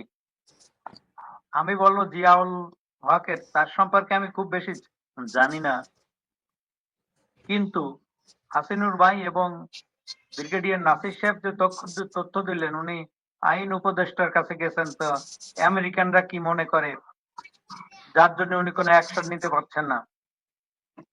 আমি ওনাকে প্রশ্ন করতে চাই, আপনি তো আইন উপদেষ্টা, বাংলাদেশের আইন কি কোনো ফরেন কান্ট্রির উইন, কোন ফরেন কান্ট্রি কি মনে না করে তাকে চলে? বাংলাদেশের rule of law will be suspended because somebody will say something or somebody will mind something? এটা কোন ধরনের কথা? এই কথার পরে তো উনার পদত্যাগ করা উচিত, because he is incapable of executing the law in the country. এটা টোটালি সিম্পল, সে তার পদ রাখার বৈধতা হারিয়েছে, তার কারণ সে আইনটা এনফোর্স করতে পারছে না, বিকজ সামবডি উইল কে। কেন আমার দেশের আইন এইটা সঠিক হয়েছে বা সঠিক হয়নি, তার একটা নিরপেক্ষ ইনভেস্টিগেশন করে গভর্নমেন্ট সেইটা একটা রিপোর্ট দিয়ে অ্যাকশন নিতে পারে, কিন্তু না ওই বিভিন্ন ধরনের আমার মনে হয় উনার পরে শুধু বিদেশিরা কি মনে না করবে সেটা ছাড়াও ইন্টারনাল এই গোয়েন্দা সংস্থাগুলোর চাপ আছে। যে সমস্ত কথা আমরা শুনি এই সোশ্যাল মিডিয়া, বিভিন্ন আর্মির, এয়ারফোর্স এবং যারা প্রত্যক্ষদর্শী, যাদের পার্সোনাল হ্যান্ড অন এক্সপেরিয়েন্স বা নলেজ আছে, তাদের কথাবার্তা শুনি যে গোয়েন্দা সংস্থাগুলো আর কোন রাষ্ট্রীয় গোয়েন্দা সংস্থা না, turn to a criminal organization, point simple. এবং বাহিনীগুলোর টপ লেভেলও is a organized criminal gang হয়ে গেছে। এইগুলার লেজিটিমেসি হারাইছে কোনো বাহিনীকে লিড করার জন্য, এবং এইটা সমগ্র আর্মি, এয়ারফোর্স, আর্মড ফোর্সেস রেপুটেশনকে ধ্বংস করছে। এখন ওই ছোট ভাই আর এক লেফটেন্যান্ট যা বললো, অন্য অফিসারদের কোনো দোষ না, ল অফিসার, ওকে, তারা অসহায় হয়ে গেছে। না, অসহায় তারা হয় নাই। আইন অনুযায়ী ইদার আপনি 1954 আর্মি অ্যাক্ট বলেন, আর বাংলাদেশের প্রচলিত আইন বলেন, কনস্টিটিউশন বলেন, একজন ঊর্ধ্বতন অফিসারের ইল্লিগাল অর্ডার কি জুনিয়র অফিসার ক্যারি আউট করতে বাধ্য না। This is the proper time to defy those illegal orders. তার কারণ জনমত আছে, পারফেক্ট এনভায়রনমেন্ট আছে। এইটা এখন জুলাইয়ের বিপ্লবের পরে এইটা মক্ষম সময় এইসব অফিসারদের, এইসব ক্রিমিনাল অফিসারদের ইলিগাল অর্ডারকে হল্ট করার। আমি বলবো সেনা প্রধানের কাছে, এই লোকটা কয়েকবারই জাতির উদ্দেশ্যে ভাষণ দিয়ে প্রমিস করেছে সমস্ত হত্যাযজ্ঞের বিচার হবে, খুব দৃঢ় গম্ভীর কণ্ঠে। ওকে আমরা আশ্বস্ত হয়েছিলাম। সেনাপ্রধানের কাছে প্রশ্ন, আপনি কি সেদিন মিথ্যা কথা বলেছেন? ডিজিডিএফআই ইজ ওয়েল নোন, কারোর কোনো ইয়ে নাই, তারা গুম করেছে, হত্যা করেছে, আয়নাঘর করেছে। কার বিচার আপনি করেছেন? এই বিচারের দায়িত্ব আপনার, যদি এদের সিভিল কোর্টে না দেন। কার বিচার করেছে? যে হাসিনের ভাই আছে, যারা বিচারের দাবি তুলতেছে, ব্রিগেডিয়ার হাসান নাসিরের মতো ডেকোরেটেড অফিসার আপনি ইএনজি করতেছেন। এটা কোথায় আছেন আপনি? কোন রাশে? শোনেন, একটা কথা আপনাকে বলে দিতে চাই, আপনি অলরেডি নব্য মির্জাফরে পরিণত হয়েছেন। এখনো এইটা রেকটিফাই করার সময় আছে। রেকটিফাই করেন, জাতিকে বাঁচান। আপনি ওত নিছেন দেশের সার্বভৌমত্ব রক্ষা করার জন্য, আপনি ওত নিছেন সেনাবাহিনীকে ঠিক মতো পরিচালনা করার জন্য। আপনার নিজের কাছে জিজ্ঞাসা করেন, আপনি কি সেই ওত রাখছেন না রাখছেন না? আপনি ইন্টারফেয়ার করছেন, আপনি ওখানে গদিতে বসে আপনি রিফাইন্ড আমলিগ করার এই অধিকার আপনার কে দিয়েছে? রাজনীতি করার কোন আইনে আপনি এইটা করতে পারেন? এইটা তো টোটালি আর্মি অ্যাক্টের পরিপন্থী, কনস্টিটিউশনের পরিপন্থী, অল লস পরিপন্থী। একটা দেখান, আমি একটা সুযোগ পাইলাম, আপনি সেদিন বলছো ও বাচ্চা ছেলেদের বান্টার, ওরা ইয়ে করেছে, যখন হাসনাত আসি বলছে আর্মি জেনারেল এই বলছে, কিন্তু আপনি কিন্তু অস্বীকার করেন না এই কথাগুলো আপনি তাদের বলেছেন কিনা। একটা ধোঁয়াশা ক্রিয়েট করার জন্য অন্যদের দিয়ে একটু ইয়ে করে, কিন্তু কেউ আপনার পক্ষে বলে নাই যে আপনি এই কথাগুলো বলেন নাই। ও মিসআন্ডারস্ট্যান্ডিং এর ব্যাপার, ভেরি স্পেসিফিক ক্লিয়ার কথাবার্তার মিসআন্ডারস্ট্যান্ডিং কোথা থেকে আসে? তাছাড়া হচ্ছে আপনার উচিত আলোকেন এই সিভিল গভর্নমেন্টের সহায়তা করা, যেখানে সবাই বলছে হাসিনা অবৈধ। আর একটা কথা বলতে চাই, বিডিআর যদিও 2008 ইলেকশনে ধরেন লেজিটিমেসি ছিল, কিন্তু বিডিআর হত্যা করা বা আর্মি অফিসার হত্যা করা, এইটা ইট অ্যামাউন্টস টু সেডিশন। এইটা রাষ্ট্রের বিপক্ষে যাওয়া। আর্মি সেইটা করেছে বা আমলিগ গভর্নমেন্ট সেটা করে তার বৈধতা হারিয়েছিল, কনস্টিটিউশনাল বৈধতা হারিয়েছিল। ওই গভর্নমেন্ট রাষ্ট্রের বিরুদ্ধে বিদ্রোহ করেছে। একটা দেশের মিলিটারির বিরুদ্ধে তাদের হত্যা করা এবং সেটা প্রিভেন্ট করতে ব্যর্থ হওয়া, সেটা ইনভেস্টিগেশন করে অ্যাকাউন্টেবলদের শাস্তি দিতে ব্যর্থ হওয়া, সরকার ওই সময় লেজিটিমেসি নষ্ট হয়ে গেছে। এইটা ছিল একটা সিডিশিয়াস গভর্নমেন্ট বাংলাদেশের আইন অনুযায়ী। আপনারা যদি এর ভিতরে আছে, আপনারা যদি বাংলাদেশ পেনাল কোডের কত বলবো সেকশন 124A পড়ে দেখেন, এই যে স্কয়ারলি ওই ক্যাবিনেট কামস আন্ডার দিস, এবং যারা মইনুল আহমেদ সহ যারা এইটা করতে ব্যর্থ হয়েছে তারা ওর জন্য রেসপন্সিবল। এই বদমাইশটা এখন এই ফ্লোরিডায় বাতাস খেয়ে বেড়াচ্ছে আর বিষ দিয়ে ঘুরে বেড়াচ্ছে। এই ধরনের বিশ্বাসঘাতক মির্জাফররা, ওই তো বড় মির্জাফর আর এই যে নব্য মির্জাফর, এর বাইরে তো আর যা আর ইয়ে নাই। আর একটা মেজর জিয়ার কথা বলছি, প্রেশার গ্রুপের কথা অনেক কাপ বলছে। আমি আর একটা কথা বলি, ব্যারিস্টার সরোয়ার আছে কিনা জানি না, এর ব্যাপারে যে সরকার ইয়ে নিচ্ছে না, তদন্ত হচ্ছে না, পুনঃবিবেচনার জন্য আমার মনে হয় রিট করা যায় হাইকোর্টে। রিট তারা শুনতে দেবে না, কিন্তু কেন শুনতে দেবে না? তখন আরো রিট হবে চিফ জাস্টিসের বিরুদ্ধে। তখন একটা পর্যায়ে চলে যাবে, জুডিশিয়ারি অ্যাকশন নিতে বাধ্য হবে, আমি যা মনে করি।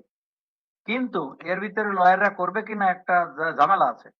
এই দেশের জাজরাও এই সমস্ত কোর্টে কেন গোয়েন্দা সংস্থা ডিজিডিএফআই ইন্টারফেয়ার করবে? এই জুডিশিয়ারি কি স্পাইনলেস, মেরুদণ্ডহীন? তারা আইন এক্সিকিউট করবে, তারা আইন অ্যাপ্লিকেশন করবে, তারা সবাই আইনের আওতায় আনবে। সেইখানে যে আশ্চর্য ব্যাপার, ওই যে ইলিয়াস ভাই বললো, আগে একদিন আমি শোতে আসছিলাম যে হিয়ারিং হবে না, একটা চিরকুটকে দিল, কোর্টে হিয়ারিং হলো না। আর সেই হিয়ারিং করতে করতে বহু ঝামেলা হয়েছে বোধহয়, শোনা গেছে। এই না, জাজ এখানে আবার নামে সমস্যা আছে যতগুলো সেলিম ভাই। সমস্যাটা ধরেন আমাদের দেশের জাজরা তো এই ইয়ের ভিতরে বসেই ঘুষ লেনদেন করে, এজলাসে বসেও নাকি বাংলাদেশে ঘুষ লেনদেন করে। এখন এই রেকর্ড তো ডিজিএফ এর কাছে আছে, ডিজিএফ এর কথা না শুনলেই, যেমন আপনি এখন যদি দেখেন আসিফ, তারপরে সার্জিস, এদের বিরুদ্ধে ঘুষ লেনদেনের অভিযোগ প্রতিদিন ভিডিও অডিও এগুলো বের হয়, কথা শুনে না তাই বের হয়। বাংলাদেশে 5 তারিখের পর থেকে সবচাইতে বেশি ধান্দাবাজি করছে হলো গিয়া সেনাবাহিনী।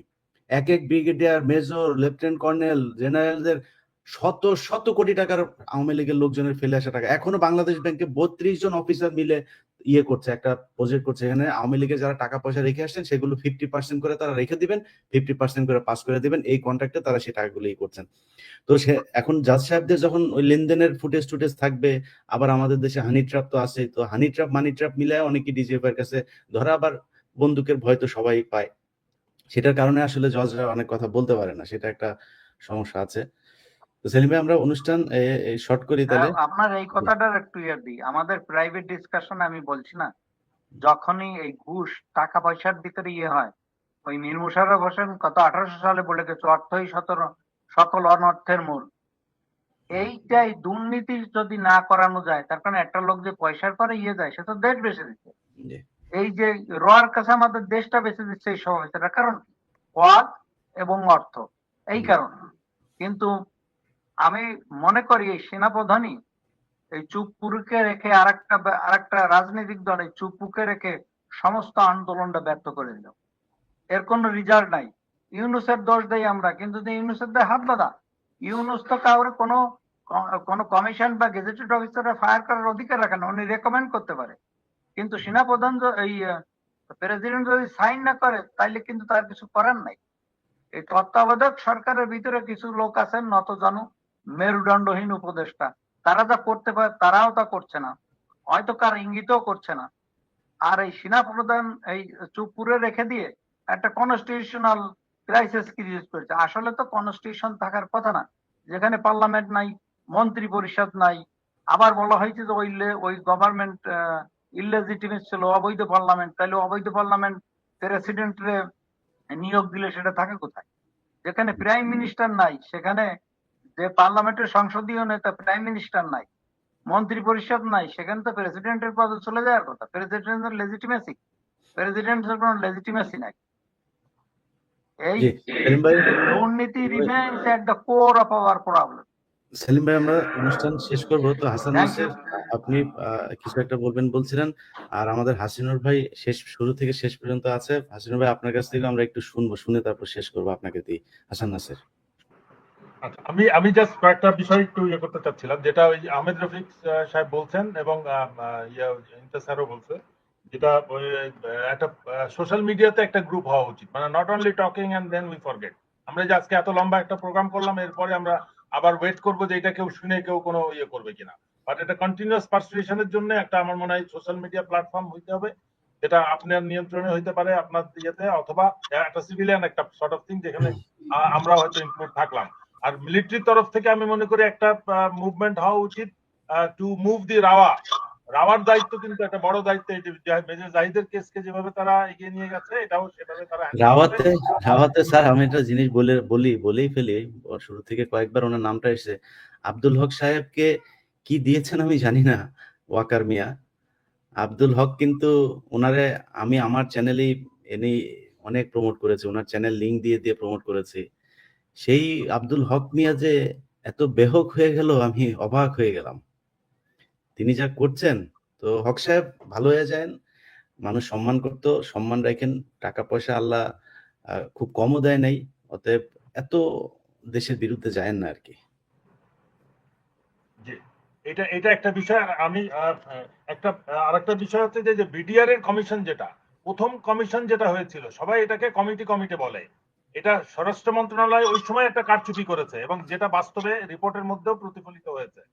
তারা স্বরাষ্ট্র মন্ত্রণালয়ের একটা শাখা একটা কমিটির আদেশ বের করে, এবং যেটা ওই স্বরাষ্ট্র বিষয়ক শাখা, আর আরেকটা আইন শাখার থেকে একটা একই দিনে আরেকটা প্রজ্ঞাপন বের হয়, যেটাকে বলা হয় এই কমিটি কমিশনের পাওয়ারে কাজ করবে, মানে 1956 কমিশন অ্যাক্টের আওতায় এটা কাজ করবে। এটা যখন রিপোর্ট যখন কম্পাইল হয় তখন আইন শাখার এই প্রজ্ঞাপনটা রিপোর্টের মধ্যে আর রাখা হয় না, শুধু এটা কমিটি আকারে একটা জাস্ট প্রতিবেদন এটা রেকর্ডেড আছে। এবং অনেক কষ্টে আমি বিডিআর কমিশনে যে বিষয়টা জানতে পারি, তারা আমাকে প্রশ্ন করে যে স্যার আপনি যে কমিশন বলেন আমাদের কাছে তো কোনো ডকুমেন্ট নাই, এবং তাদেরকে আমি দিয়েছি, তারা আমি জানি না যেটাকে কনসিডারেশন নিয়েছি কিনা, এই জন্য আমি আজকে এই বিষয়টা ওঠালাম যে ওইখানে একটা বড় ধরনের কারচুপি হয়েছে, এবং সেটার জন্য আমি মনে করি সংশ্লিষ্ট এই কমিশনকে দায়ী করে এবং তাদেরকে আসামি করা উচিত, অ্যাকিউজ করতে হবে যে তোমরা কেন দ্বিতীয় প্রজ্ঞাপনটা এটার সাথে ইনক্লুড রাখো নাই, যেটাকে একটা কমিশনকে একটা কমিটিতে অবনমিত করেছে। এটা একটা ফ্রড। সেকেন্ড হচ্ছে যে গতকাল প্রধান উপদেষ্টার অফিস ফেসবুক থেকে একটা বেরিয়েছে 36 ঘন্টার বিশ্বাসঘাতকতা। ওইখানে বলা হয়েছে যে লেফটেন্যান্ট কর্নেল শামস এই 30 ঘন্টা 25-26 তারিখে 30 ঘন্টায় 2 বার কমপক্ষে যমুনাতে গিয়েছে এবং ফেরত আসছে, বিডিআর এর থেকে বেরিয়ে যমুনাতে গেছে এবং ফেরত এসছে, এবং একাধিকবার সে বাইরে গেছে এবং আসছে। এইটাই তো যথেষ্ট যে এটার সাথে সরকার সম্পৃক্ত ছিল। সুতরাং এই তদন্তে আর বেশি গড়িমসি করা উচিত না আমি মনে করি। বিডিআর হত্যার যে যেটা মানে রাজনৈতিক সম্পৃক্ততা যেটা আমরা নিউজ মিডিয়াতে পাই সেটা 100% কারেক্ট, এবং যেটার বাইরের দেশের ভারতের যে সম্পৃক্ততা এটাও নিশ্চিত। সুতরাং এইগুলো বিষয়ে কমপ্লিট ইনফরমেশন আছে, এবং আমি মনে করি কমিশনের আর ডিলে না করে দ্রুত সিদ্ধান্ত দিয়ে এগিয়ে আসা উচিত। এটা স্থায়ী কমিশন না যে যতদিন সরকার থাকবে ততদিন কমিশন তদন্ত করবে। এটা একটা নির্দিষ্ট সময় ছিল 3 মাস, এটা অলরেডি মানে 10 মাস 9 মাস শেষ হয়ে গেছে, 9 মাস হয়ে গেছে কিন্তু। তো সুতরাং আমার করে একটা টাইম বাদ দিতে হবে অবশ্যই, যে এই সরকার যতদিন থাকবে ততদিন কমিশন তদন্ত করবে। আর একটা প্রশ্ন যেখানে ছিল লফুল কমান্ড, অবশ্যই সেনাবাহিনীর একটা সৈনিকও কিন্তু মানে একটা ইয়াংগেস্ট সেকেন্ড লেফটেন্যান্ট একটা লফুল কমান্ড না হলে he has the right to disobey. এটা কিন্তু এটা সবসময় মানে এবং এটাও আমি ওইটা অ্যাড করতে যাচ্ছিলাম যে এই লফুল কমান্ডের উপর ভিত্তি করে কিন্তু তারা, আমিও চেইন অফ কমান্ড এই কারণে ব্রেক করছিলাম যে লফুল কমান্ড অ্যাকচুয়ালি আছে আমাদের বইয়ে, বাট ফর সাম রিজন জুনিয়রদেরকে এটা আনতে দেন। ইভেন ওই যে গ্রিভেন্সেস এটাও তারা চিঠি লিখতে পারে প্রত্যেক সিনিয়রের এগেনস্টে, লিখতে দেয় না, লিখলে ওই যে ওরা বসায় দিবে। সো গাইজ তোমরা যারা শুনতেছো, start doing this, we have to make a stand. আমরা যদি কিচ্ছু না করি চুপ করে বসে থাকলে মানিজ্যত আরো দিন দিন হারাবা ভাই, বলতেছি। বাইরের লোক কেউ তোমাদেরকে এখন সম্মান দিতে চাইতেছে না, কারণ বুঝতেছে না যে তোমাদের মুখ বন্ধ করে রাখছে। তো do something about it please. না, সেনাবাহিনীর বিরুদ্ধে কিন্তু গত 15 দিন কিন্তু আর্মির কেউ কথা বলতেছে না, বাট পাবলিক কিন্তু একেবারে পচায় ফেলতেছে। But it is not against army as a whole, যারা ক্রিমিনাল তাদের বিরুদ্ধে কিন্তু প্রশ্ন উঠতেছে। সুতরাং army is in the radar of each and every civilian population, যাদের ট্যাক্সের টাকা এটা পালিত হচ্ছে। কর্নেল হাসিনুর ভাই আপনারা দিয়া স্যার শেষ করি। আমি 1 মিনিটে শেষ করতেছি। ইলিয়াস ভাই, আপনার মাধ্যমে আমি একটা সতর্কবার্তা দিচ্ছি, এটা হচ্ছে যে বসুন্ধরা হাউজিং এই যে সোসাইটিতে দীর্ঘদিন সময় অর্ধেক ফ্ল্যাট খালি ছিল, মানে ব্যাপক অংশ ফ্ল্যাট খালি পড়েছিল যেখানে কোনো ভাড়াটিয়া ছিল না।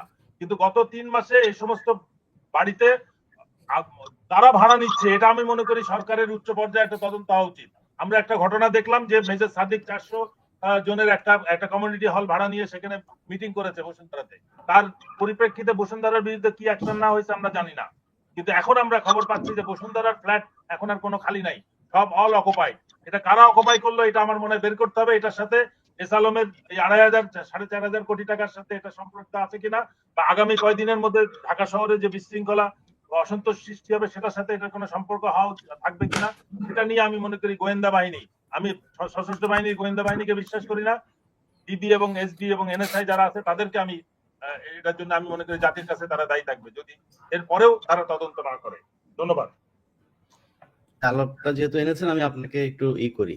বসুন্ধরা গ্রুপের যে কোনো একজনের সাথে তাদের এক এমপ্লয়ি, তিনি প্রাক্তন এমপ্লয়ি, যদিও এই মুহূর্তে তিনি এমপ্লয়ি না, দেশের বাইরে থাকেন, তার সাথে আমার মাঝখানে কথা হলো 2-3 দিন আগে। আমাদের সোশ্যাল মিডিয়া অ্যাক্টিভিস্ট যে কোনো একজন মানুষ, আপনারা মোটামুটি তাকে সবাই চেনেন, আমি আর নাম বললাম না, তো তাকে ফোন করেছে, ফোন করে বলেছে যে আমাকে থামানোর জন্য, আমি যেন ওয়াকারকে নিয়ে আর একটা পোস্ট না করি, আমি যদি একটা পোস্ট করি তাহলে বসুন্ধরা চেয়ারম্যানকে আটক করা হবে। আচ্ছা, তো সে বলেছে ইলিয়াস যদি নাকি ডিজিএফআই ওয়াকারকে নিয়ে কথা বলে, বসুন্ধরার চেয়ারম্যানের এখানে কি কাজ? বসুন্ধরার চেয়ারম্যানের টাকায় নাকি আমি চলি? বসুন্ধরার চেয়ারম্যান আমারে বললে, আরে বসুন্ধরার চেয়ারম্যান বললে যদি আমি সবকিছু শুনতাম, তাহলে তো আমি শেখ হাসিনার কথাও শুনতাম। আমি বসুন্ধরার চেয়ারম্যানের কথা আমার শুনতে হবে কেন? আমার প্রতিষ্ঠানে যদি কেউ বিজ্ঞাপন দেয়, আমি তো অনেক প্রতিষ্ঠান আমার এখানে বিজ্ঞাপন দেয়, আমার যদি এখন একজন বিজ্ঞাপন দাতা যদি আমার বলে যে ভাই আপনি ইন্ডিয়ার বিরুদ্ধে আর কথা বলেন না, আমার বাপ এসে বললে তো ভাই আমি কথা শুনবো না। আওয়ামী লীগের বিরুদ্ধে কথা বলে আমার বাপ এসে বললে আমি শুনবো না। সো এইভাবে তাদেরকে চাপে রাখা হচ্ছে।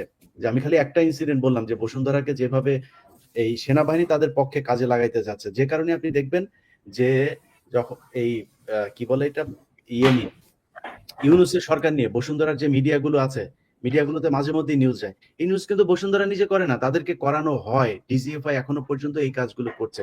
সো ওই ঘুরে ফিরে সমস্যাটা কিন্তু সেই একই জায়গায়, ক্যান্টনমেন্টে। অতএব এই জায়গাটা ঠিক করতে হবে। আপনারা, আমি বিশ্বাস করলাম আজকের অনুষ্ঠানে আজমি ভাই, আপনার প্রতি বাংলাদেশের মানুষের অনেক প্রত্যাশা। আপনি ঘুম ছিলেন, নির্যাতিত মানুষ, আপনার বিরুদ্ধে কথা বলার কোনো সুযোগ নেই, আপনি ইন্ডিয়ার পক্ষের লোক এটা বলার কোনো সুযোগ নেই, ইন্ডিয়া বিরোধী একজন মানুষ। কোন পয়েন্টে আপনার দ্বারা যেন এই দেশের মানুষ আপনাকে যে ভালোটা বাসে সেখানে যেন আঘাতপ্রাপ্ত না হয়। আপনার কাছে যেভাবে কথা শুনতে চায় আমার বিশ্বাস আপনি সেভাবে কথা বলবেন। আর হচ্ছে গিয়ে যেটা আমরা আজকে শেষ করার আগে বলছিলাম যে এই সেনাবাহিনীর যে দুর্নীতির বিষয়গুলো দেখেন, আমি যদি বিডিআর হত্যাকাণ্ডে যেই বিডিআর-এর জেনারেল শাকিল ছিলেন, আমি শাকিলের ছেলে সাকিন সহ তার পরিবারের লোকজনের আয়ের উৎসটা একটু জানতে চাই। আমি কর্নেল মুজিবের পরিবারের আয়ের উৎসটা আমি একটু জানতে চাই। তারা বিশাল কনস্ট্রাকশন, বিশাল উপদেষ্টা হিসাবে কাজ করে, তারপরে দেশ বিদেশে নানানভাবে পড়াশোনা করেছে, এরকম সেনাবাহিনীর যারা নিহত হয়েছিলেন তাদের আমি এদের আয়ের উৎস জানতে, তাদেরকে কি সুবিধা দেওয়া হয়েছে। আর মাহার সাথে একদিন আমি ভিডিওতে রেকর্ড নিচ্ছিলাম, মাহার ঘরের পেছনে জানালার যে লাগানো, কি বলে এটা, পর্দাটা দড়ি দিয়ে পর্দা লাগানো, মাহার ঘরে কেন খাবার নাই, এইটাও আমি জানতে চাই। সো সেনাবাহিনীর ভাইরা, আমরা আপনাদের বিরুদ্ধে না, কোনোদিনও বিরুদ্ধে না। এই মুহূর্তে বাংলাদেশের সব সমস্যার মূল হচ্ছে সেনাবাহিনী। সো এই সমস্যার আপনাদের মূলে যারা, সেই মূল সরান, বাংলাদেশের সমস্যার মূল এমনিতেই ঠিক হয়ে যাবে। অতএব মেজর জিয়াকে নিয়ে আমাদের আজকের অনুষ্ঠানের শেষটা শুধুই মেজর জিয়াকে দিয়েই করতে চাই। কর্নেল হাসিনুর, আপনার কাছে অনুরোধ থাকবে যে শুধু মেজর জিয়ার আলোচনাটাতেই থাকার জন্য।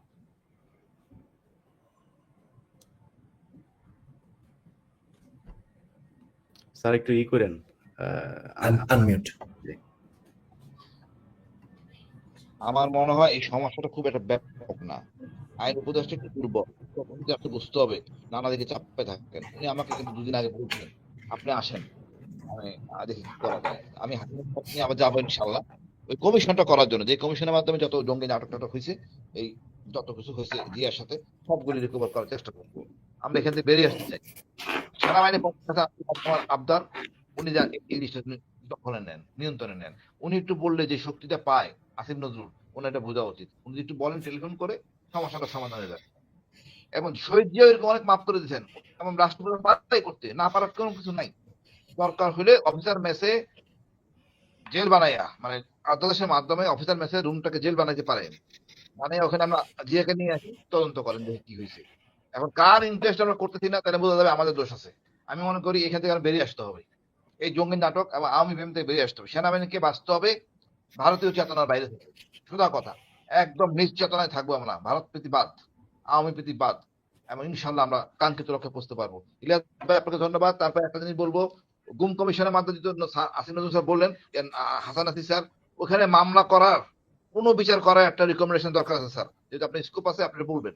ওই কমিশনের জন্য অবশ্যই মানে সুপারিশ করে কোনো মামলা করার জন্য, তাহলে অনেক সুবিধা হবে আমাদের কাজ করতে। ধন্যবাদ ইলিয়াস ভাই, সবাইকে। আল্লাহ হাফেজ। আল্লাহ হাফেজ।